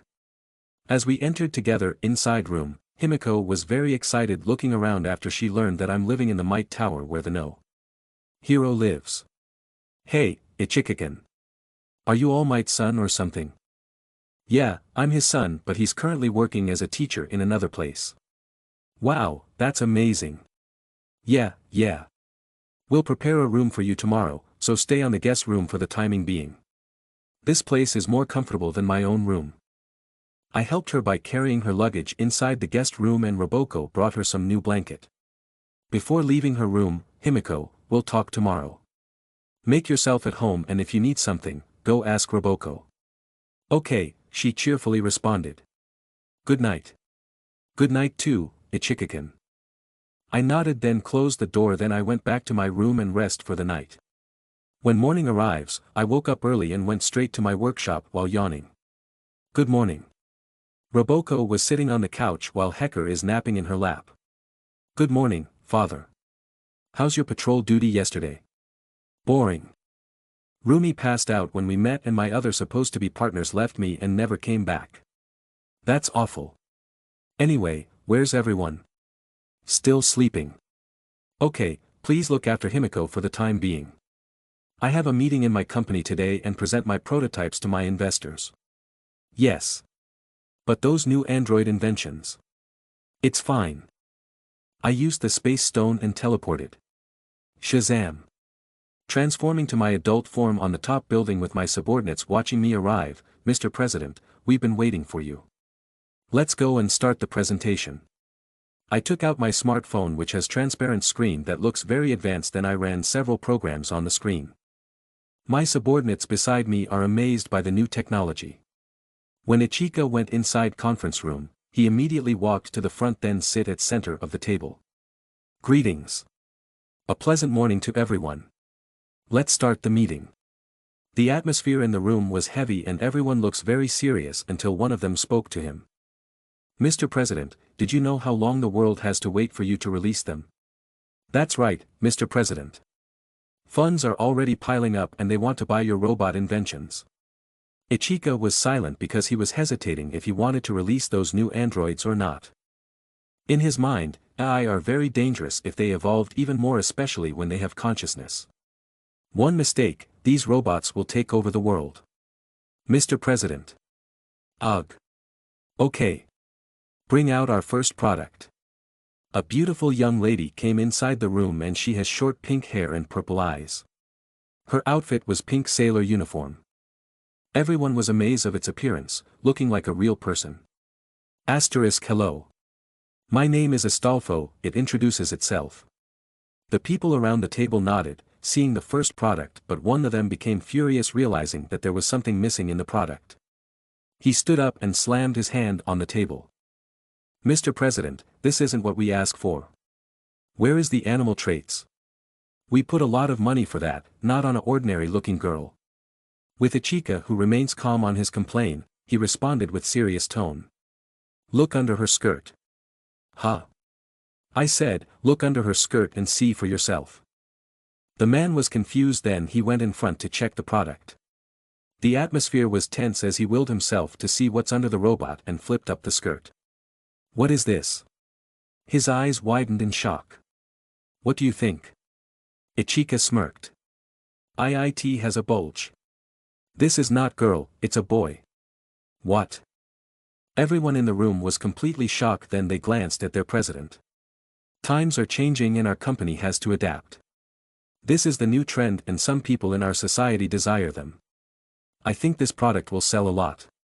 Aichika spoke with proud tone and everyone in the room was silent. I would like to order 1 unit. One of them raised his hand and they all glanced at him. This means, it will sell and thanks for the patronage. When no one wants to complain anymore to him, he clapped his hand twice and spoke, okay, next product. The one you guys has been waiting for. The robot cat girl. The next robot invention entered the room and it was young girl with cat traits which has purple hair and purple eyes. She's wearing a black jacket and white long pants. Asterisk Mogu Mogu. Okay, all of them froze on their seat, seeing the robot cat girl. Yay! It's finally here. It's real. They stood up with tears of joy and clapped their hands.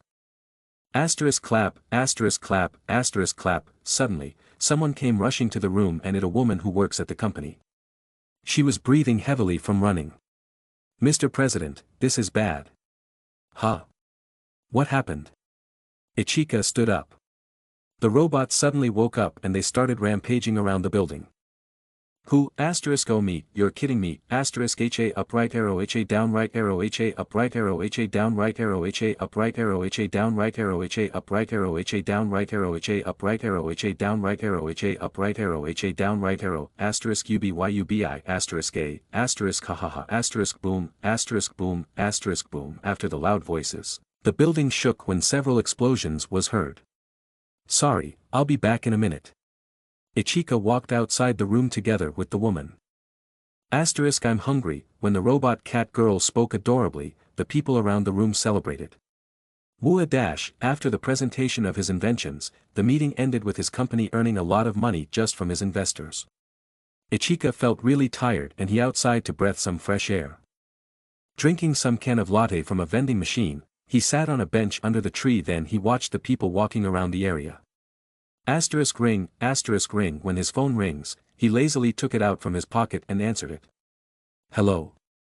Asterisk boom, he heard an explosion on another side. Asterisk Falcon, we need you right now. Multiple villains disturbance sighted in downtown Higashinarahata. Alright, I'll be there in a few seconds. He quickly teleported to the location of the incident. Arriving in Narahata, what he's seeing was people running around in panic and multiple villains are destroying anything in their path. He saw Endeavor rushing to the scene together with the other pro-heroes. Then he quickly joins them. With a smugly smile on his face, he spoke to Endeavor. Yo! It's you again, Falcon. Endeavor frowned at him. Hee hee. It's been a while. The people are amazed when the heroes arrive quickly at the scene. Amazing. The heroes are coming in droves. Ichika together with the other pro-heroes jumped at the horde of rampaging villains. Asterisk slap, asterisk PU, he just slapped one of the villains and nullified his rampaging quirk. After they suppressed the villains one by one, All Might arrived at the scene and hit the last large villain with his powerful signature punch. Smash. Asterisk bam, he lifted up easily the large villain and the people around became cheerful of them. Wooha! They suppressed all the villains in a flash. Ichika noticed a bee flying around the area and he immediately dashed and grabbed it. Holding it between his thumb and index finger, he saw some kind of syringe in the butt of the bee which was really suspicious. He concluded that the cause of the villain outbreak was the bee injecting drug on its victims, making their quirk uncontrollable. He walked towards All Might and spoke to him. Ichika? Dad, there's no question, All for One has a connection in this incident. I'll track him down and finish him this time. Ichika crushed the bee in his hand. You have to be careful. Yes. You too, Dad. I have a feeling that a full-scale war is going to happen with the villains. All Might frowned hearing that. Please remind Roboco that you will return back tonight, so she can cook something for you. I'm going now. Ichika teleported and disappeared. In Ichika's workshop, Roboco was working with La Brava on a computer when the picture of him together with them on the table falls down. Asterisk shatter, Roboco stood up. Then she picked it up when she noticed that the glass of picture frame has a crack specifically on the part of Ichika. This made her felt uneasy. Asterisk father Roboco, I need your help in this part. La Brava called her back. Asterisk yes, Roboco just placed back the picture on the table but she left it flipped down. In the middle of night, Ichika was patrolling around the city district, jumping from building to another building. He sensed that someone was watching him. Then he stopped and jumped down to the alleyway. Looking around, he found a silhouette of a person walking towards him. Captain Falcon. Hearing his voice as he appeared in front of Ichika with intense stare. His hair was even longer and less messy than it is currently and was tied into a neat ponytail. He wore black and red clothing that looked similar to bulletproof clothing and had 6 small folding knives, 3 on the right side and 3 on the left side, with 2 pairs of pockets beneath them, but his most striking feature was his mask, which completely covered his face. "Oh, it's you again, hero killer, Stain. Did you appear again to kill me? Unfortunately, it's impossible if I'm in this form. Quite boring, right?" Aichikin smiled. "Don't worry, I have a way to strip that invincibility of yours. You're nothing but a child hiding from that fragile armor of yours. I can say that your Captain Falcon form is more stronger than your current form." Stain took his stance with his blades. Aichikin's eyes widened in surprise when Stain said the same thing of what he is thinking. PFFFFFFT. Ha ha ha ha ha, he giggled then laughed. "Yeah, you're right about that, Stain. Crime rate is much lower when I am still the vigilante, Captain Falcon compared to me as pro-hero, Falcon. The past me did better than present. I feel like I'm nothing but an empty shell of past self. To tell you the truth, I feel empty right now and I don't have the drive to do something for the people. Crime rate rises in my time and I only just realized it. I lost something very important in exchange of becoming invincible. That is why." Aichikin grinned as he shouted, turning back to his child form. Shazam! When Stain saw his real form, he was shocked and at the same time confused. 9 appeared from the sideline and he was completely shocked when Aichikin himself cancelled his transformation. "What are you doing? Exposing yourself. I'm giving you a handicap. Come and kill me, Stain. I have a high expectations of you." "What?" Aichikin took his stance then he suddenly appeared in front of Stain which astonished him. He threw a quick left and hit Stain in the face. Ugh! Stain was surprised and stumbled down on the ground. So fast, he quickly tumbled backwards avoiding the second left jab from Aichikin. He jumped away and kept his distance. So, this is the speed of the Captain Falcon, huh? His eyes widened when he realized that Aichikin was wearing weights on his arms and legs that looks really heavy. "What are those weights? Why are you wearing them?" He felt ridiculed, seeing that there's another handicap given to him. "Oh, these? Don't mind them. It's part of training my body. Falcon, you will regret this." Stain became furious and charged forward, swinging his 2 blades several times at a high speed, but Aichikin easily avoided all of his attack. "How?" Aichikin noticed that 9 was trying to lightning from the sky and he warned him. "I'm telling you too, if you hit me with another lightning, I will just transform back to my invincible form and this will put you two in disadvantage." TCH. 9 looks frustrated and he stopped his attack. "Stop messing around, Ugh." Aichikin hit Stain with another left jab which made him look hopeless. Stain's mask was shattered, showing his bleeding nose and mouth. Falcon dash Stain continued to charge forward but suddenly, Aichikin disappeared. Ha! Aichikin was under him, performing a fire-imbued uppercut onto his stomach. Asterisk thud, arf dash Stain fell on his knees while having a hard time to breath. Aichikin looks around but he didn't find 9. "Where's your comrade? It looks like he left you alone." "He's not my comrade. He's nothing to do with me. I just used him to confirm something about your weakness." He was breathing heavily. "I see. Then Stain, you're under arrest for taking pro-heroes." Aichikin jumped high and avoid an attack coming from out of nowhere. Asterisk boom, who are you? When he looked back at Stain, he also disappeared out of nowhere. He escaped. "Ah, there's a villain. Please help us." He heard people screaming for help outside the alleyway. TCH. There's no end to them. He immediately rushed to the scene. As Aichikin ran out of alleyway, he immediately covered his head with hood, then he jumped, giving a flying kick to a huge villain which is covered in rock. Ugh dash, the villain just dropped on the ground unconscious. A boy. Seeing the situation solved, he immediately ran away from the scene without showing his identity. Passing in front of the building, Aichikin sensed a killing intent and the building near him suddenly exploded. Ha! Asterisk boom, he quickly reacted and shouted. Shazam! A lightning descended from the sky and hit him, but at the same time, a wide and powerful shockwave hit him, destroying multiple buildings on its path. Clap, clap, clap, a man walking while clapping came out from the destroyed building and he was wearing a suit with an industrial mask covered his head. You reacted well, as expected from the fearsome Captain Falcon. Aichikin came out from the pile of debris but he was still in his child form.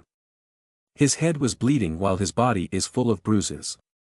The jacket that he's wearing was ripped off, leaving him only wearing pants. You sneaky old bastard, he gave him an intense stare. Is that how you supposed to be talking to your real father? Sorry, All for One, but the only person I treat as my father is All Might. You don't have any rights to me anymore. Ho ho, don't worry. The only thing I need is your quirk. I'll taking it back. It's never yours in the first place. All for One's arm enlarged and he pointed his palm towards Aichikin. Shazam! Lightning descended again from the sky but it changes its direction and never hit Aichikin. Huh. I came prepared, Falcon. Aichikin saw a 9 standing on the top of the building while watching them from a distance. I see. He's really useful against me. I'm quite amazed. He stayed calm in front of All for One. What are you going to do now? Submitting to me? No, you should be the one who submit to me. How arrogant despite in a pinch.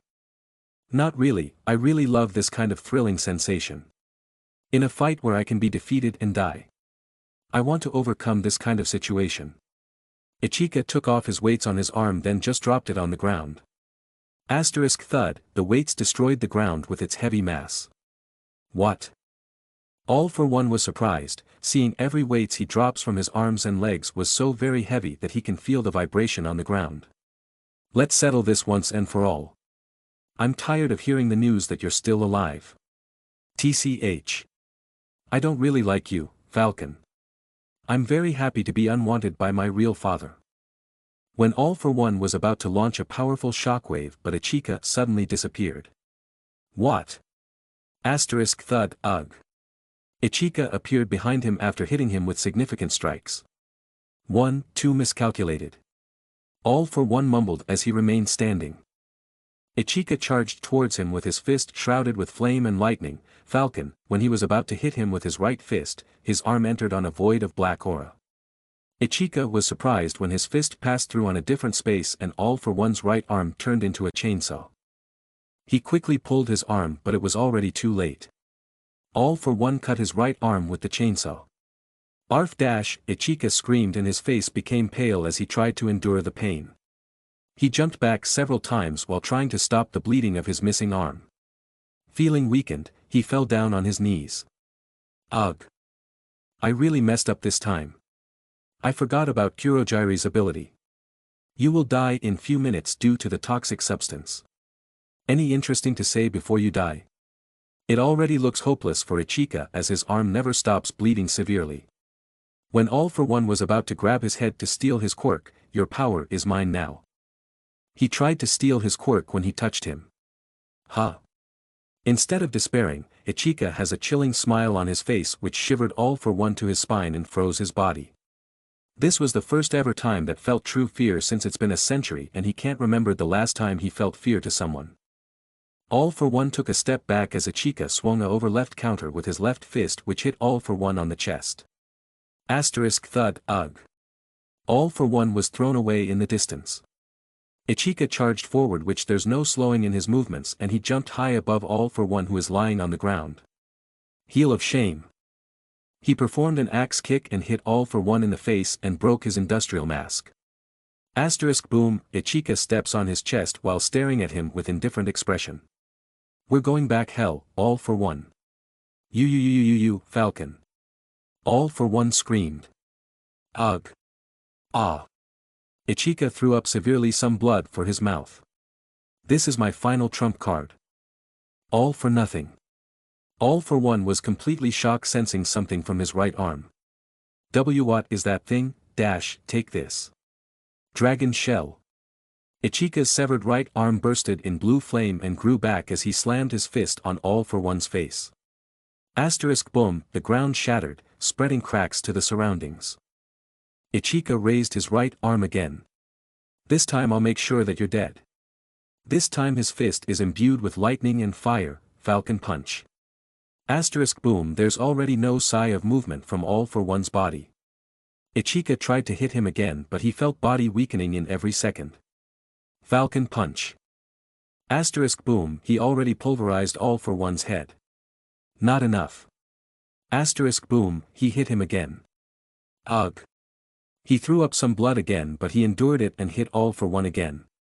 Asterisk boom, when he about to stubbornly hit him again, suddenly someone grabbed his right arm and stopped him. Even though his vision is starting to get blurry, he still recognized the person he thought as a rival, a friend and a father. Dad. Aichika. All Might caught him in his arm when he suddenly fell. Aichika, are you okay? Speak to me. Aichika weakly glanced at him while trying to smile. Looks like I don't have remaining lives now, Dad. Don't give up. I'll bring you quickly to the hospital. All Might carried him in his arms as he ignored All for One who's lifeless on the ground. Best Jeanist together with other pro-heroes finally arrived at the scene. Leave everything to us. Go and take Falcon quickly to the hospital. Yes. Thank you. All Might rushes to the hospital.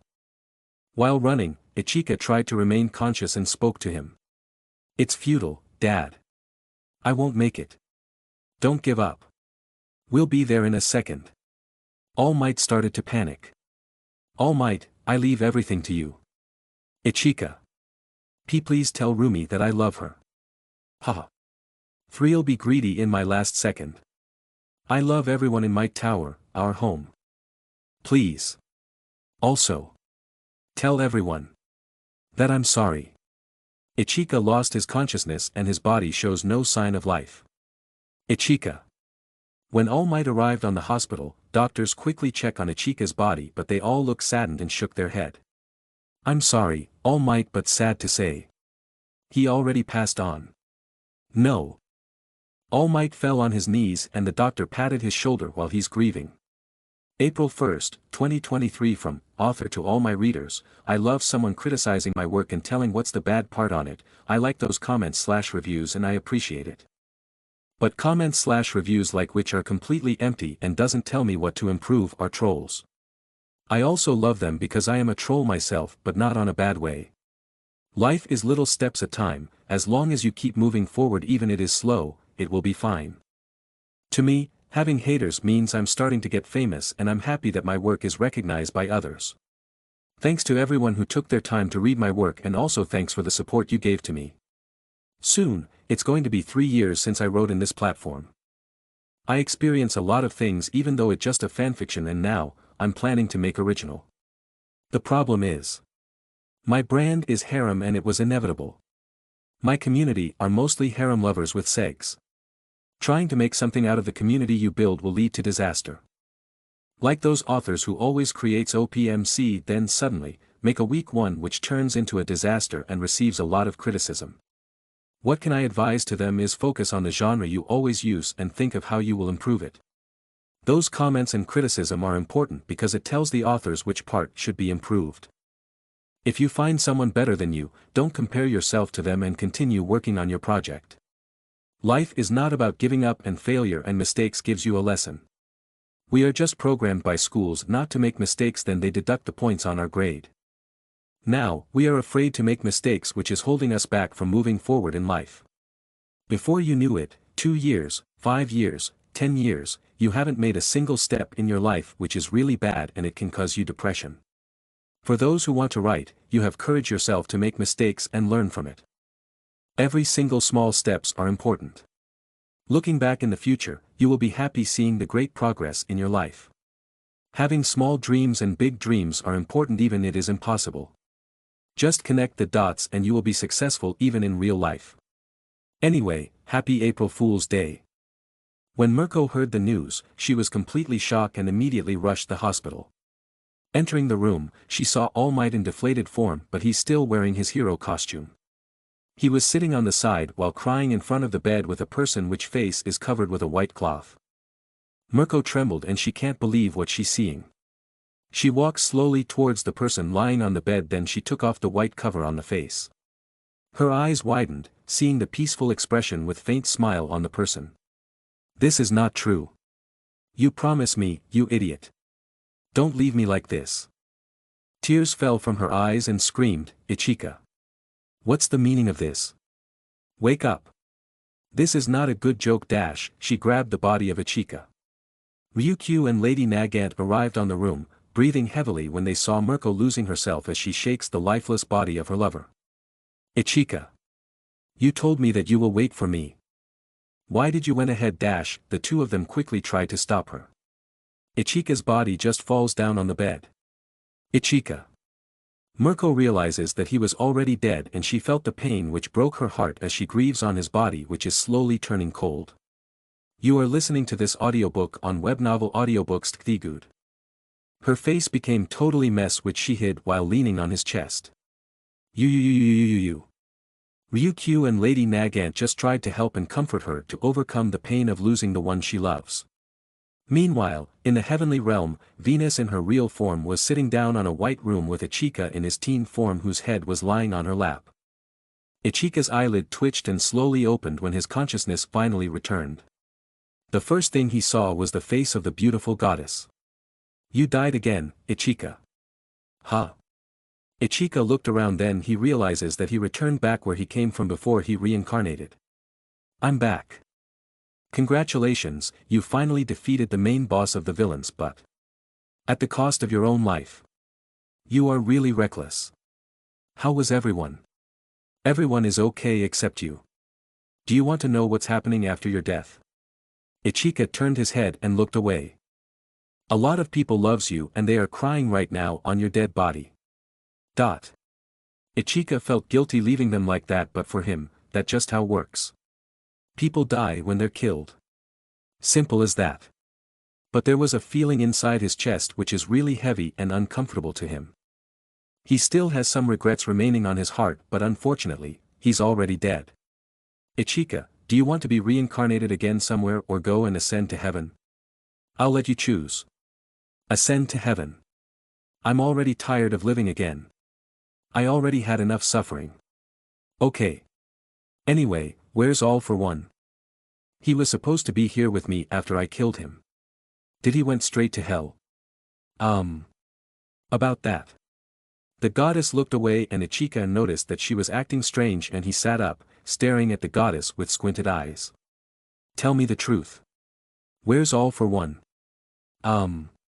No, All for One is already dead, but there's still some remains of his consciousness on Earth. He's technically dead but not exactly dead. Ichika tries to understand what she means. Wait a minute, little Belle. I'm trying to analyze what you mean. You're just wasting your time because you already passed away. If he is still alive means I died for nothing. Yeah, that's correct, but I think he is just possessing someone while trying to take over his body. Oh, I see. I just have to find that guy who he tried to possess, right? Then I will punch him and nullify his quirk to surely kill him. Ichika clenches his fist. Hey! Are you telling me you're going back? Yeah, was it impossible? It's not impossible, but in exchange, you will lose all of your cheats. Are you okay with that? Can you live there with nothing? Ichika smiled at her, then I'll be fine. Can you survive? You're talking about me, Venus. The goddess's eyes widened, then she sighed, fine.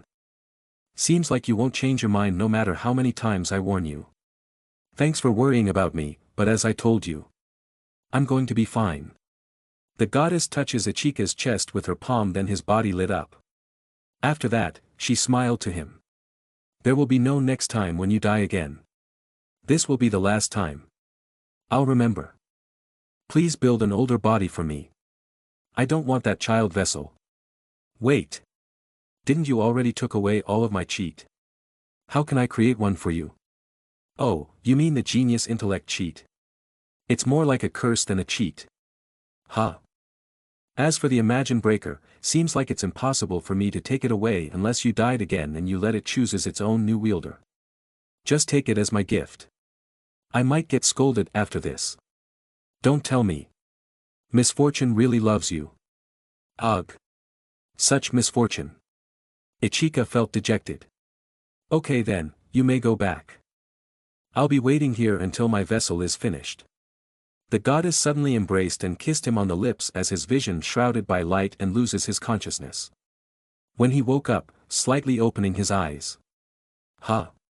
He saw Sir Night-Eye watching over him. It may sound unbelievable but you really revived, Falcon. Sir Night-Eye, you're aware. Yeah, I saw this part of your future.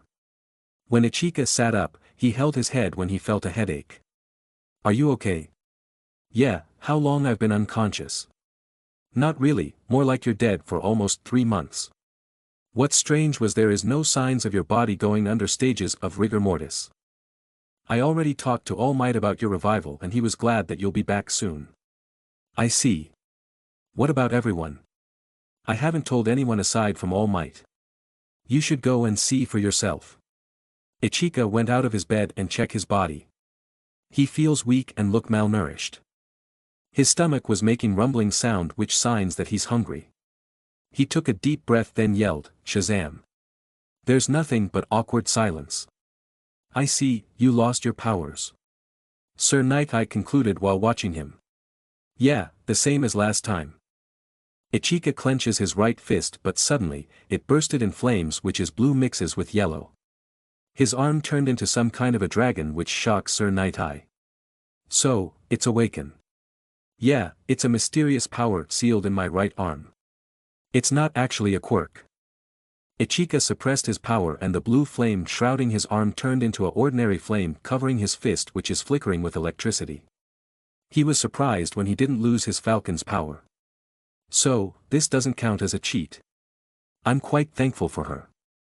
When the flame disappeared, he stretched his body then asked Sir Night-Eye, let's go outside and eat.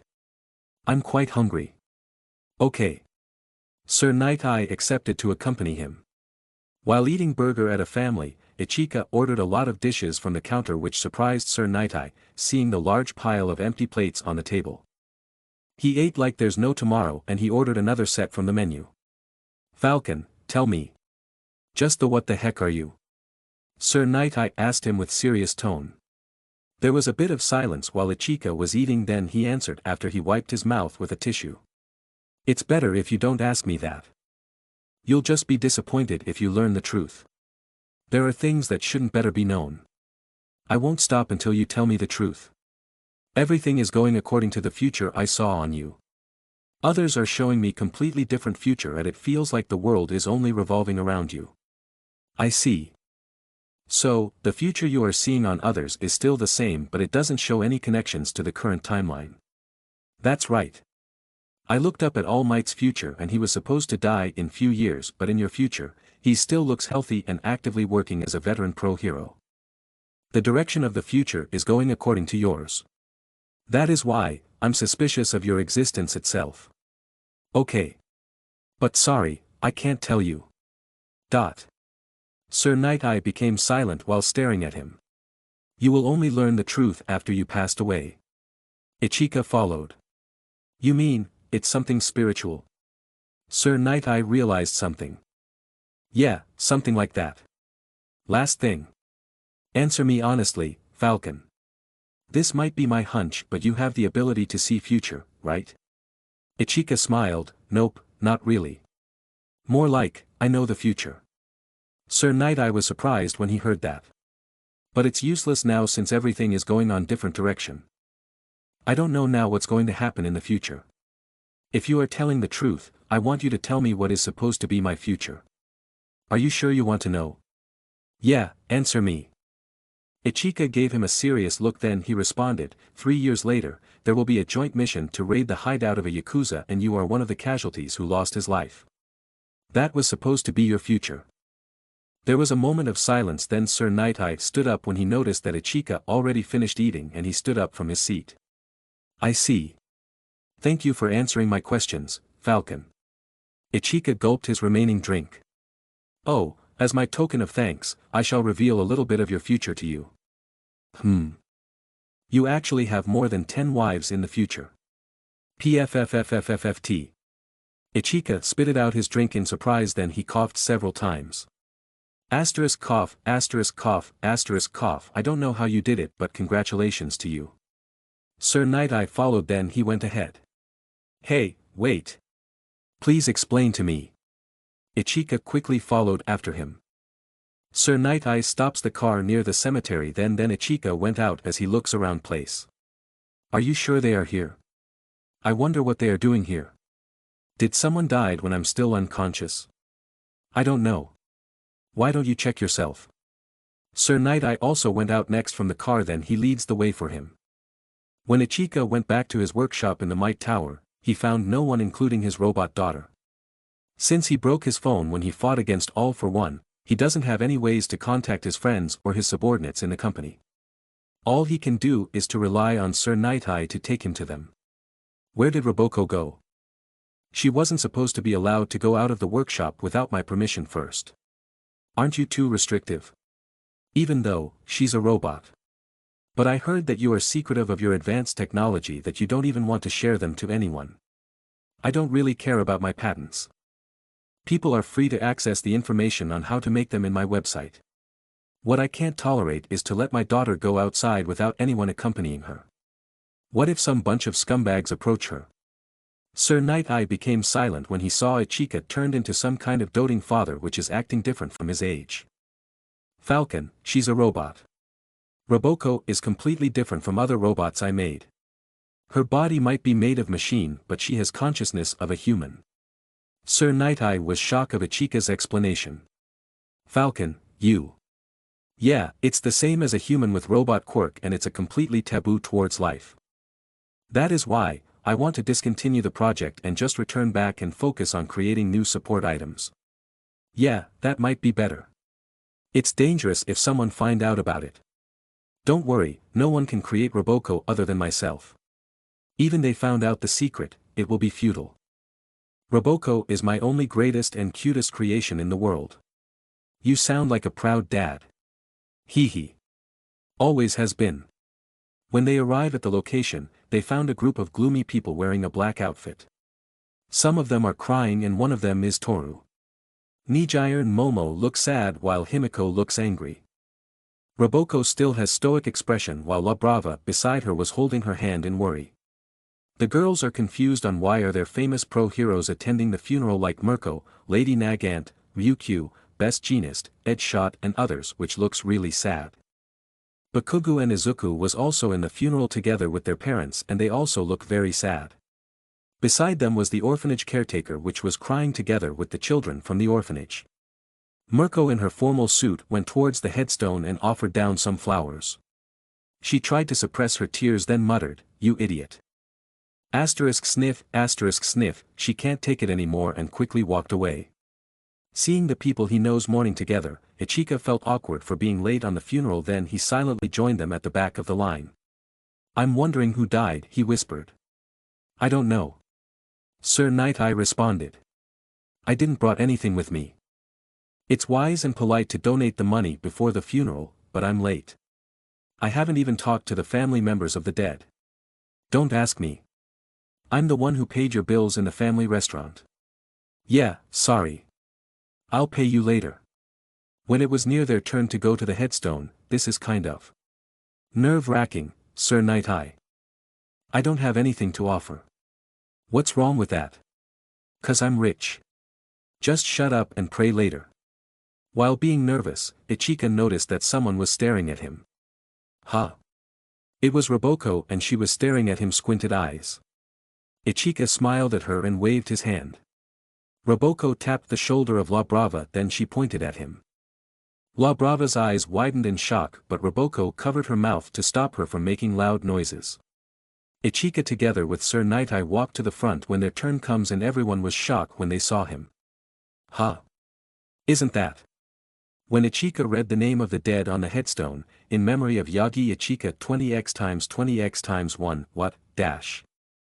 Seeing Ichika appearing to his funeral, the orphanage caretaker immediately rushed towards him and smacked hard him in the head. "You troublesome kid. Ouch. Did you plan this all along, dash," he was being scolded intensely. "I didn't. I thought it was someone else." The orphanage caretaker apologizes to everyone and bowed her head several times. "I'm really sorry about this kid. Ichika. What's the meaning of this? Bakugo furiously approached Ichika together with Izuku who looks happy seeing him alive. Ichikikin, you're alive. Kakin, Dekukin. You too, it's been a while. Ichikikin. Toru ran towards him and jumped, hugging him on the neck while crying. Ichikikin. Ichikikin. Ichikikin. You idiot. I'm sorry, I'll explain everything later. When Toru finally let of him and smiled while wiping her tears, Nijire hugged him next and she became teary-eyed. I'll hear your explanation later, okay? Never ever do this again. Yes. I'm sorry, Nejire-senpai. Ichikikin. Huh. It was Himiko who looks excited and called him. Himiko, maybe later. I let you take as much as you want, okay? Yay. Himiko looks happy. Ichika. Boss. Momo and La Brava called him. Momo, hecker. Father is an idiot, Roboco spoke with stoic expression. Roboco, I'm sorry. Everyone was happy seeing him alive but there's another one who looks mad at him when she saw several girls flocking around him.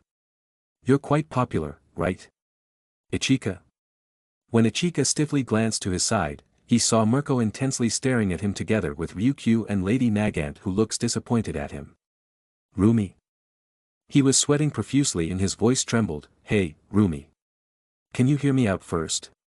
There's no need, I'll just kick the sh*t out of you. Merco was cracking her fist.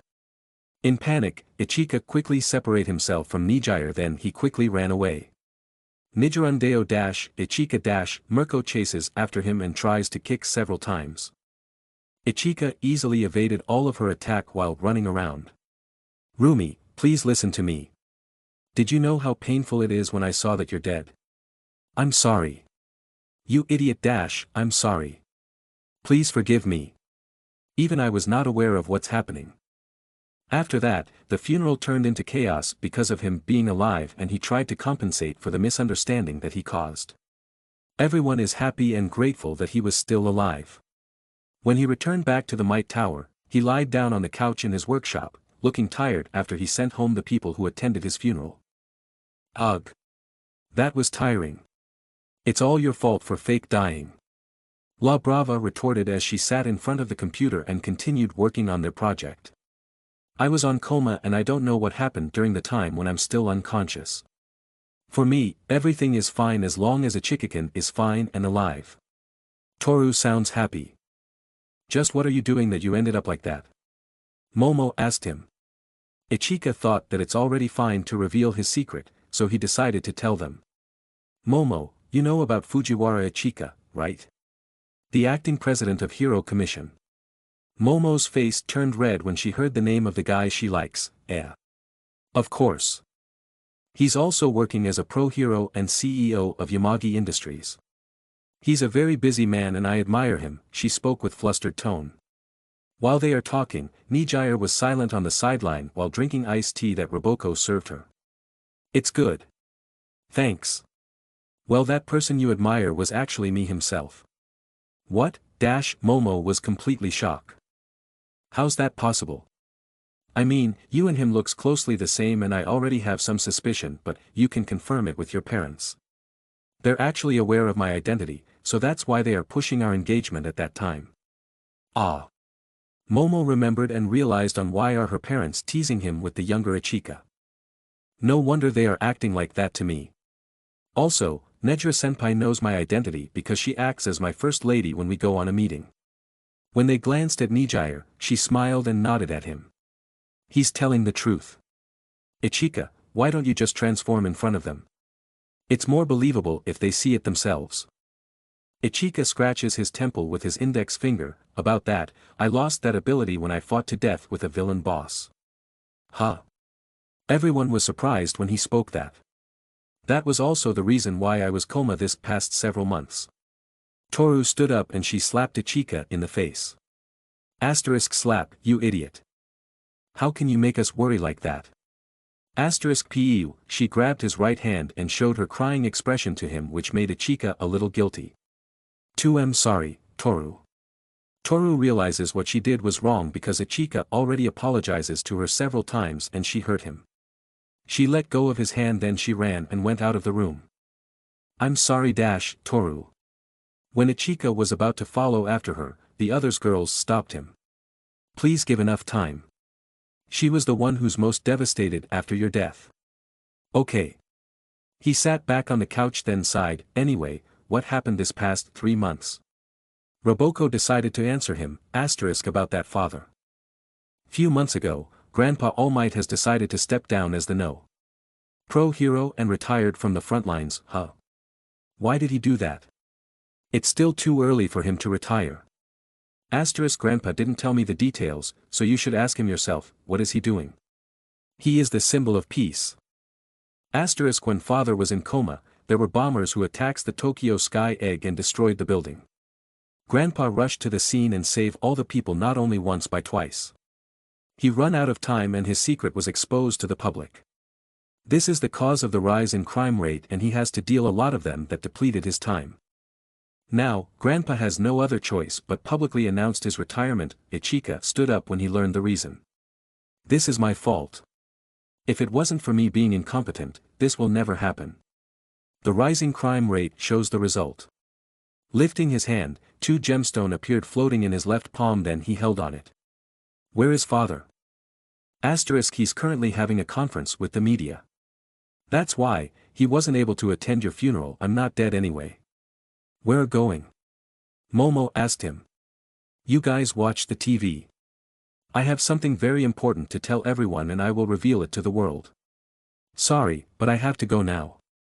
Wormhole appeared behind Ichika and swallowed him as he disappeared. No way, he was really that man all along. No wonder he quickly disappeared at that time. Momo can't believe what he saw. Roboco brought a TV to their room and turned it on. On the screen was All Might in his deflated form, bowing in front of the media while apologizing for his retirement.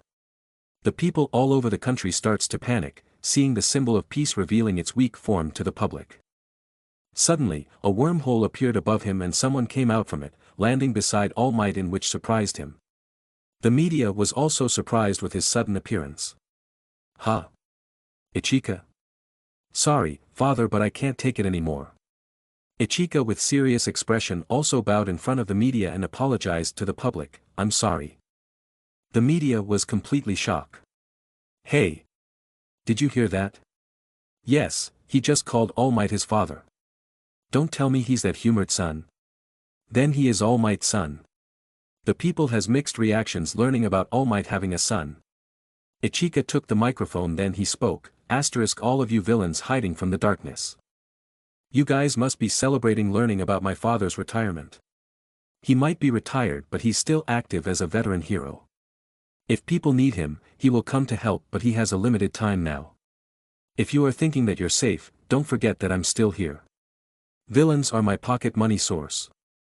Do evil and get famous, then I will go for the bounty on your head. All Might was astonished, realizing what is Ichika trying to do. Ichika, don't tell me. Ichika raised his right fist imbued with fire and lightning. The fire formed a bird shape as he launched his signature punch, above which shocks the media even more. With that punch, people realized the real identity of the teenager boy with pink hair. They heard humors about Captain Falcon being a child, but they never thought that the boy was actually the child of All Might himself. Loud cheers came from people who watched the news, and hope erases their anxiousness. Captain Falcon was All Might's child, and he's going to be next symbol of peace who will keep the country safe for the next generations. Ichika. Ichika was sweating profusely and it looks like he was enduring something. With serious look on his face, he spoke to the microphone again. I can't take it anymore. Sorry, but I have to take a dump. He spoke before he ran to the backstage, which left an awkward atmosphere. All Might left no choice but do something with the awkwardness. I apologize for my troublesome kid. The media quickly swarmed him and asked some questions. Returning back home after the conference with All Might, the two of them are really tired after dealing with the bombardment of questions from the media just outside the building before they entered the Might Tower. It's hard to be too famous. Ichika was breathing heavily. This is just the beginning, Falcon. Revealing your identity as the vigilante Captain Falcon will attract you more attention. You just don't know how famous you were because you are too secretive. Why did you have to announce your retirement early? I heard that your secret is exposed, but why now? All Might glanced down and explained to him. Falcon. With All for One being dead, One for All lost its purpose. I'm grateful that defeated the symbol of evil and you fulfilled the mission for me. About that, Dad. All for One is still alive. Huh? In surprise, All Might's jaw dropped. How's that possible? I made sure and checked his body myself. He was confirmed dead. Yeah, he's technically dead, but he has some kind of quirk, which an ability to possess someone. We have to find that person and use my right hand to completely vanish his remaining consciousness. I see. With All for One being that cunning, what you have told me might be true, considering also that he had a chance of dying when going against you. I guess, you can say that I really takes after him, but in a good way. The two of us just won't die. Yeah, I'm glad you don't have his evil personality. Hee. I'm bad but not evil. When they entered the room, they found the girls sitting silently on the living room with awkward atmosphere. What's going on? Toru stood up, then she went towards Aichika and stood in front of him. Huh? Aichika can't tell what expression Toru was giving him, so he decided to tap her in the shoulder with his right hand. *Pu, Toru was teary-eyed and she looks very angry at him. She slapped away his hand. Don't touch me. What's wrong this time? Aichika was confused. Are you really Captain Falcon? Answer me. Yeah. I'm Captain Falcon. Which one is really the real you? Yagi Aichika, Fujiwara Aichika? Or Captain Falcon? All of them. Are you still hiding something from us? You're not actually an old man. Ouch. Ouch. Ouch. Aichikin, it hurts. Aichika became furious and pinched both of her cheek. Who are you calling an old man? I'm telling you this now. This child form is my real form. I can't transform as Fujiwara Aichika or Captain Falcon. He let go of her cheek and lifted up shirt, showing his big scar in his tummy, then he turned and showed his back. These scars are actually I got from fighting villains as Captain Falcon. That's the real reason. Toru touched the scar on his tummy. Aichikin. You are too reckless. That's the harsh truth about being a pro hero. Not many of us are lucky enough to return alive from the mission. It's a very risky job. Aichika explained, which made Toru sad. Himiko went towards him and tugged his shirt. Aichikin. Himiko. I'm thirsty, she pointed and showed her fangs. Oh, sure. Aichika went to sit on a couch and she followed after him. When he exposed his neck to her, she quickly straddled on his lap, which made it look very inappropriate, then she bit on his neck and sipped some of his blood. Himiko's are wrapped around his shoulders that made it look like she was hugging him. Toru, Momo, and Nijire was shock and jealousy showed on their face. Hey! How lewd! Momo became embarrassed. What are you two doing? Nijire wants to complain. Don't worry, I'm just giving her some blood because of her quirk. Aichika explained to them. Yeah, but it's quite unfair. Toru responded while hesitating to tell him what she feels. Himiko, stop taking advantage of your condition. Nijire pouted. MHA. Yummy. Himiko loves his blood. Watching them, All Might realizes something about the girls having feelings to his son, then he silently left the room. Grandpa. He met up with Roboco at the entrance. I'm going back to UA. I have a class to teach tomorrow. I'll leave Aichika to you. Yes. Be careful, Grandpa, I feel like I'm getting old to be called Grandpa. All Might turned into his muscle form, then he ran and disappeared. In the Hero Public Safety Commission, Merco was having a meeting with the members and he looks very tired because Aichika was in coma for these past 3 months. So, Falcon himself revealed his identity to the public in order to ease their worries. With All Might retiring from the front line, we need someone who will inherit the symbol. Falcon will be right person, and he is also the adopted son of All Might. The Hero Public Safety Commission will not hesitate to give him the support he needed. We will do everything in our power to protect his name. The other commissioners agreed with him. Didn't Falcon died not only 1 or 2 times but 3 times, right? Just how lucky of him to cheat death thrice. But Chief lost his ability to transform. His Captain Falcon form is already dead, and then this time, his adult form too. Once he died again, there will be no next time. Our CEO will not revive anymore, and the company we built together will fall down into ruins without our main pillar. That's right, we have to do something and protect our chief. The problem is he was too reckless. If he finds some strong villain, he always goes by himself and fight him one-on-one. He never calls for a backup. So, the problem is the person himself. He doesn't realize that a lot of people are relying to him. He's a genius, but at the same time, a muscle-head idiot. Who will inherit his wealth if something happens to him? His robot daughter, Roboco. Isn't she a robot? The company is good in her hands, but who will inherit the symbol next? Mera was confused with the members of commission who are actually the subordinates of Aichikin himself. These people are treating their chief like a king of a country. Aichikin has actually more power than Mera himself, which made him look like nothing but a puppet. But Aichikin was following his orders and helps him with his job. He doesn't any bad intentions after he took over the commission. The old man who was silent the whole time started to speak. Aichikin is passing a new law, and it's a solution, he thought, for the declining birth rate of our country. Rejected, they all said at the same time. We accepted his suggestion of having adults with no partners to attend married interviews, which is sponsored by the government, but that new law, we're against it. It sounds delusional because it only happens in manga and anime. I thought the chief was joking when he tried to pass this law.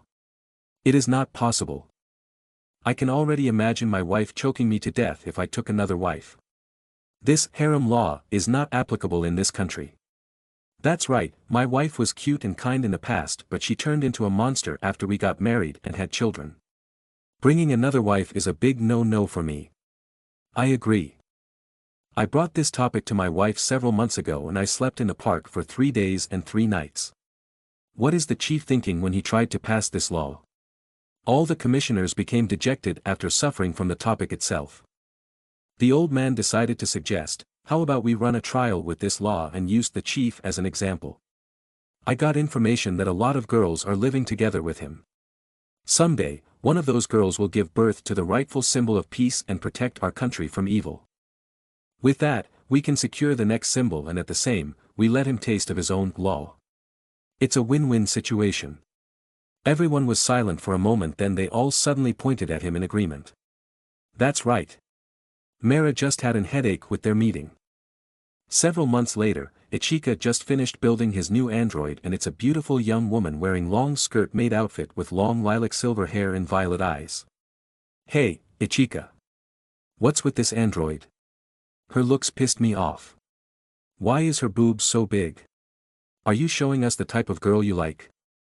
La Brava was staring down at the android, which he just lied down on the bed. Stop getting jealous over a robot, Hacker.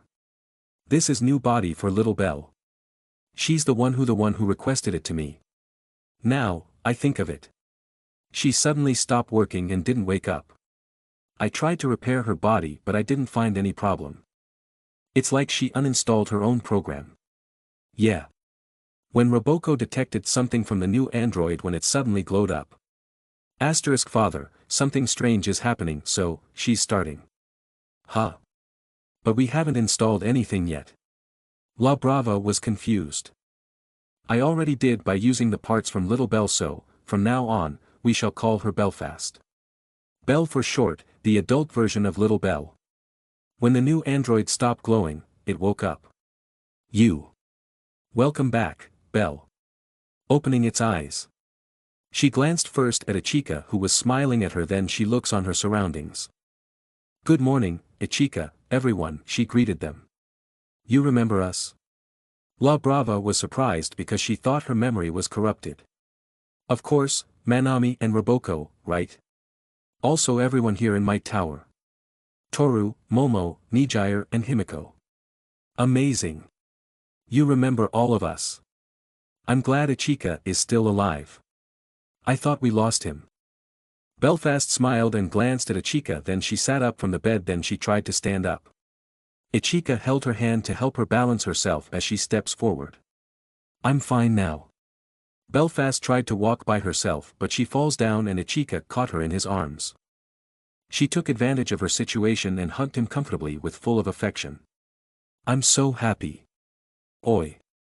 La Brava thought that she's really little Belle and there's no change or anything in her program. A day later, Ichika, why the heck you're in that suit? Heavy breathing Ryukyu gave Ichika a strange look, seeing him in a black armor suit. Today was their duty together to patrol around the city district. I don't have any choice.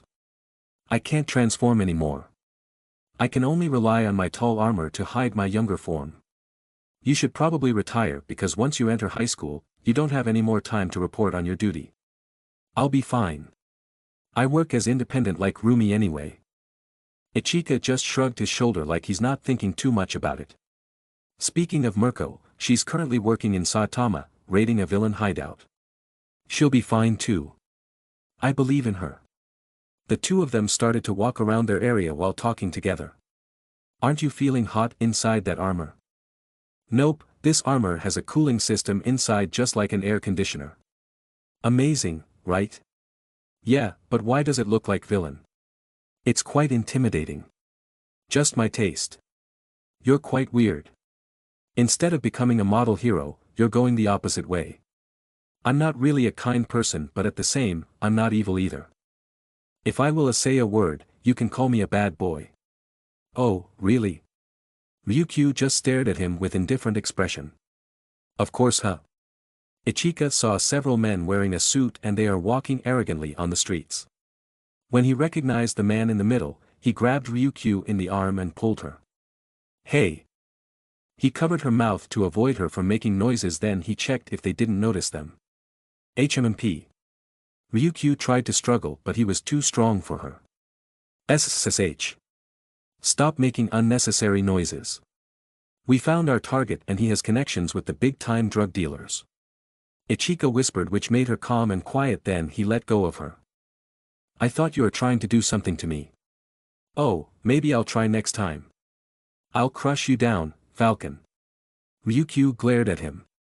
I'm just kidding. The two of them followed the group men from behind while hiding.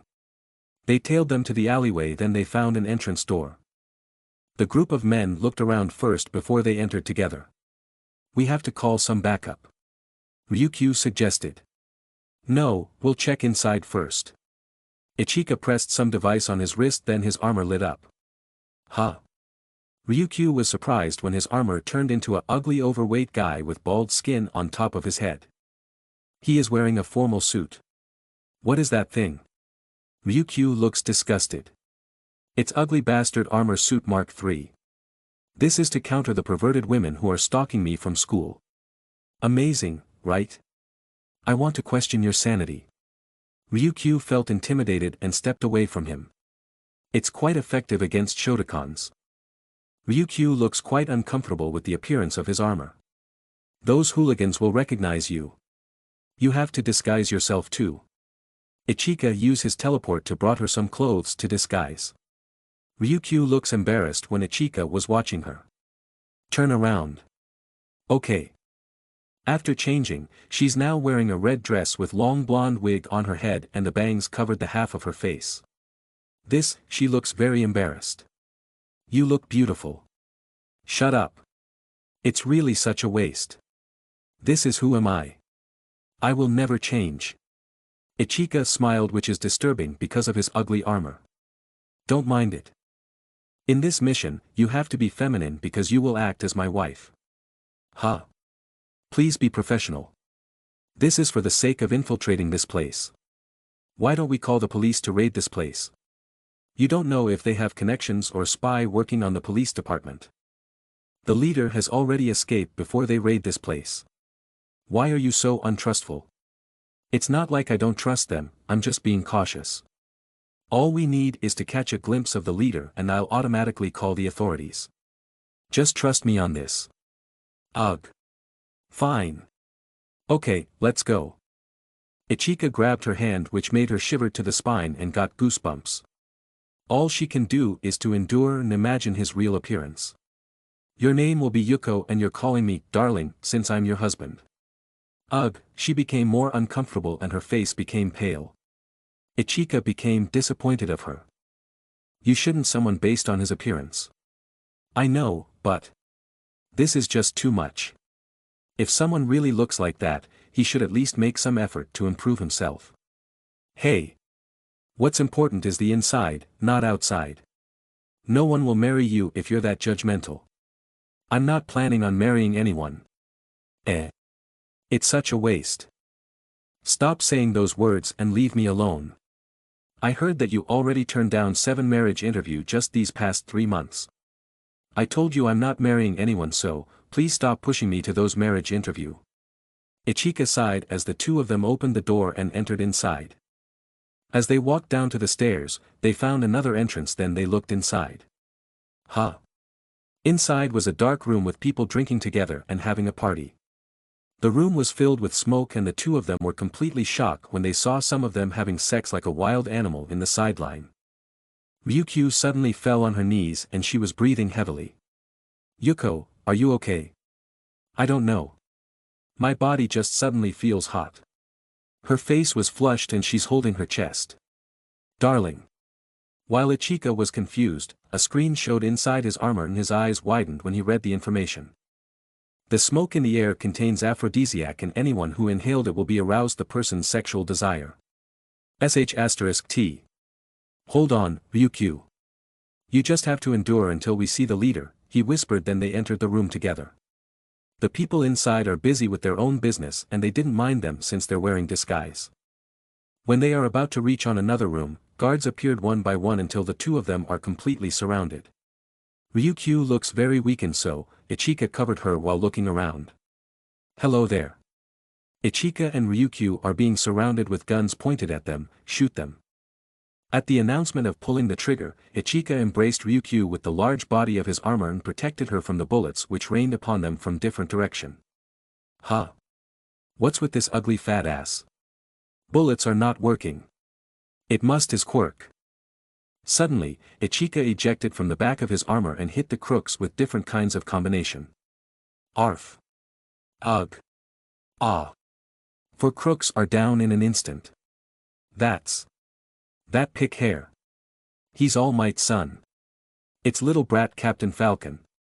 One of the crooks brought out a rifle and pointed at him.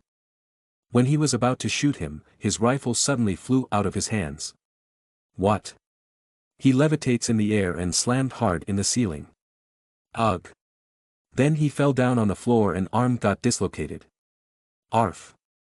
The remaining crooks got frightened. Then one of them suddenly held his neck while a hard time to breath. Ugh. You.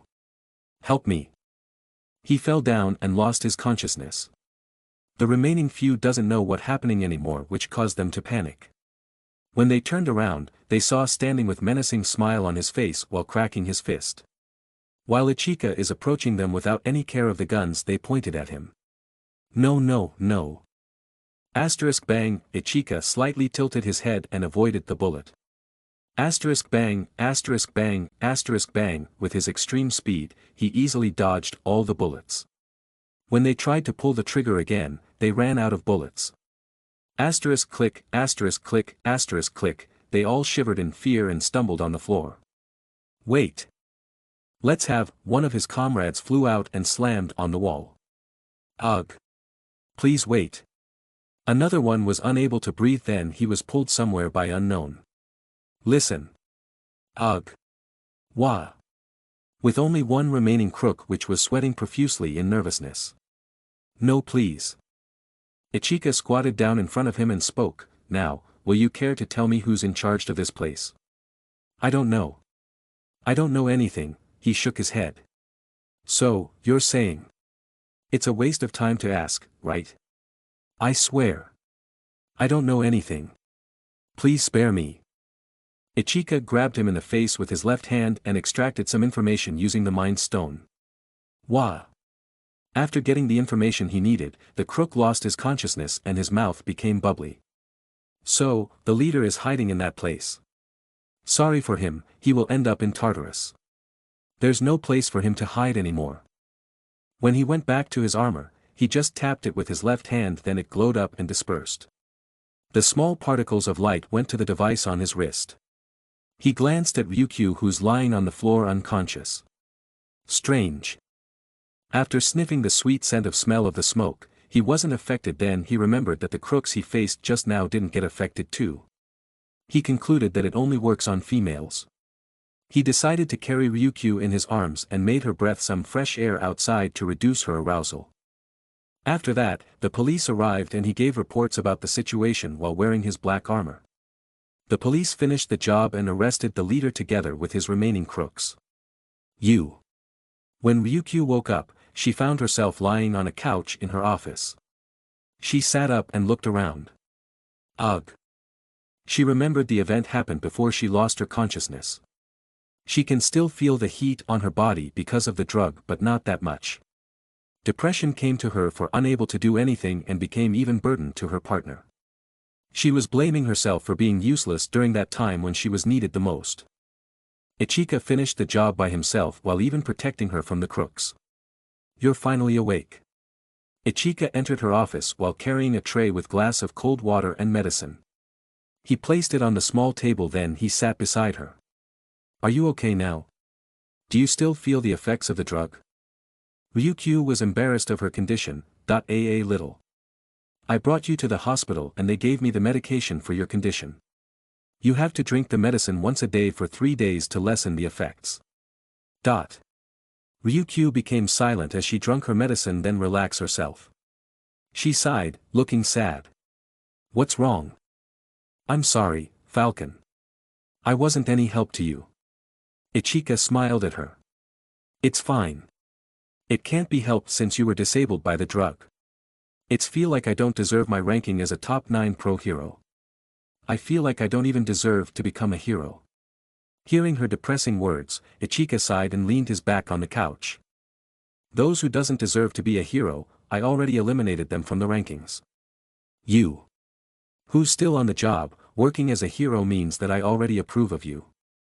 Don't lose your confidence over something like that, you have to learn from it. If you quit, I'll be the one who will in more trouble as an acting president of the Hero Public Safety Commission. We don't have enough people and good pro heroes. That's why, I'll never approve it if you quit. Just make it up to me next time on our next patrol or mission. Why do you think I suggested the pro heroes to patrol on pairs? It is to make up for each other's weakness if something incident like that happens. It was my job as your partner to protect you. He shrugged his shoulders. Ryukyu's eyes widened hearing his long explanation. She knows that he was just trying to cheer him up, but there's some truth on his words. It will become more burden to him if she quits.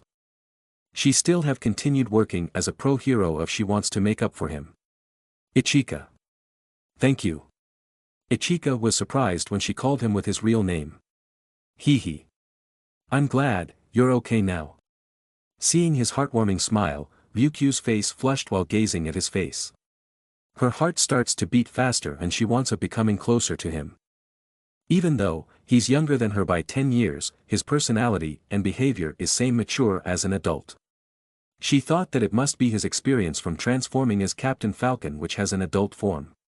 Ryukyu smiled, understanding the reason why Merco fell for him, and she can't blame her when she did. This was the first time she ever felt this feeling, and it is something she gave up for very a long time. Hey, Ichika. What is it? If ever Merco decided to end your relationship, how about dating me instead? Ichika was lost of words. What? I'm serious here. I like you, Ichika. I don't mind marrying someone if it is you. Ryukyu spoke with serious tone. Ichika was so shocked that he immediately took the medicine on table and read the description if the doctor made a mistake with the medication that causes her to act like that from side effects. He was sweating profusely when he didn't find anything. All he remembered was the words from Sir Night Eye which made his face pale. Oh no, it's happening. Few days later Ichika visit back to Mizutofu and play with his childhood friends. In a basketball court near the park, and Bakugu are playing on the same team going against the tall players from the different city.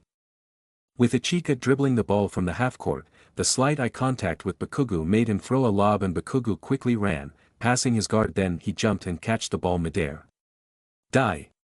Bakugo dunked the ball. After that, Aichika intercepted the ball from a long pass and immediately threw it straight towards Bakugo. Get out of my way and die, he slammed the ball on the hoop and scored. Izuku, who was watching the game from the sideline, was cheering for them. Kaken. Aichikin. You guys can do it. Aichika tapped the ball from opponent's hand and stole it. What? He quickly threw the ball on the side of the court where Bakugo is waiting, then he jumped high and dunked the ball. The opponent team was overwhelmed by the dynamic duo. No way. Those two are unstoppable. Seeing the score, the game was too one-sided. Home 69-22 away. When the game ended, Izuku gave each of them a towel and bottle of water. Thanks for the hard. Aichika wiped his sweat when Bakugo spoke to him with cold tone. Aichika, it's something wrong with you. You're dragging me down the whole game. Huh? That's right, Aichikin. You're letting your opponent score on you and you look dazed during the game. Izuku followed when she also noticed something. Their teammates are shocked with their conversation when they learn that one of teammates who's carrying game didn't took the game seriously. If you have a problem, just suck it up and don't get in my way. Bakugo complained. Aichika sighed, then he looked down while trying to explain to them. Well, just a few days ago, a girl confessed to me and I don't know how will I respond. It's been on mine that I don't get enough sleep. Huh? Bakugo and Izuku was surprised and their faces turned red because of the topic. She told me not to answer her since she's just waiting for her chance. Chance, what? Bakugo was weak in kind of topic. I see. Izuku was taking down notes. If I just ever broke up with Rumi, she wants me date her next. Wow. Izuku was amazed of him while Bakugo was being frustrated. Just cut it out already and reject her if you don't have a small amount of feelings for her. Stop giving her a false hope. You are just hurting her. Bakugo yelled at him. Aichika realized what he means, too, Kaken. Stop getting distracted or I'll beat you early. Watch your back, All Might son. Bakugo turned around and walked away. TCH. Izuku was astonished of his words and tried to explain what he really means, Aichikin. About him, I know. Aichika just smiled at her. He just sucks at giving advice, right? Yeah. Izuku nodded at him. Meanwhile, La Brava and Roboco went to the market district and brought some groceries from supermarket. Both of them are carrying a paper bags full of different raw foods and bread. Seems like we bought a lot. But these wouldn't last for a week. We should brought father with us and let him carry the other things. He went to Mizutofu and played with his friends. While the two of them are happily talking together, La Brava saw Gentle in civilian clothes from inside the family restaurant and she was really happy seeing him again. Gentle. Wait, Manamakin. When she was about to ran inside the restaurant, Roboco stopped her. Roboco, I want to talk with Gentle. It's been a while since we saw each other and he rarely contacted me now. Don't, huh? La Brava saw a young woman approach Gentle and smiled at him. She was completely shocked when Gentle smiled back at her and he let her sit in front of him. She can see that he was having talking with each other and the atmosphere between was really sweet and romantic. What's the meaning of this? Manamakin, let's go. Who is that woman? She was starting to create commotion in front of the restaurant as tears fell from her eyes. You're aware of this, right? Roboco? Manamakin, Gentle inside the restaurant took out a small box, then he kneeled in front of the young woman. La Brava was completely shocked, seeing an engagement ring in the box and the bag of groceries fell from her arms. What is this? The groceries scattered on the ground. The young woman looks very happy and accepted the ring from him, then they happily hugged each other as everyone around clapped their hands and congratulate them.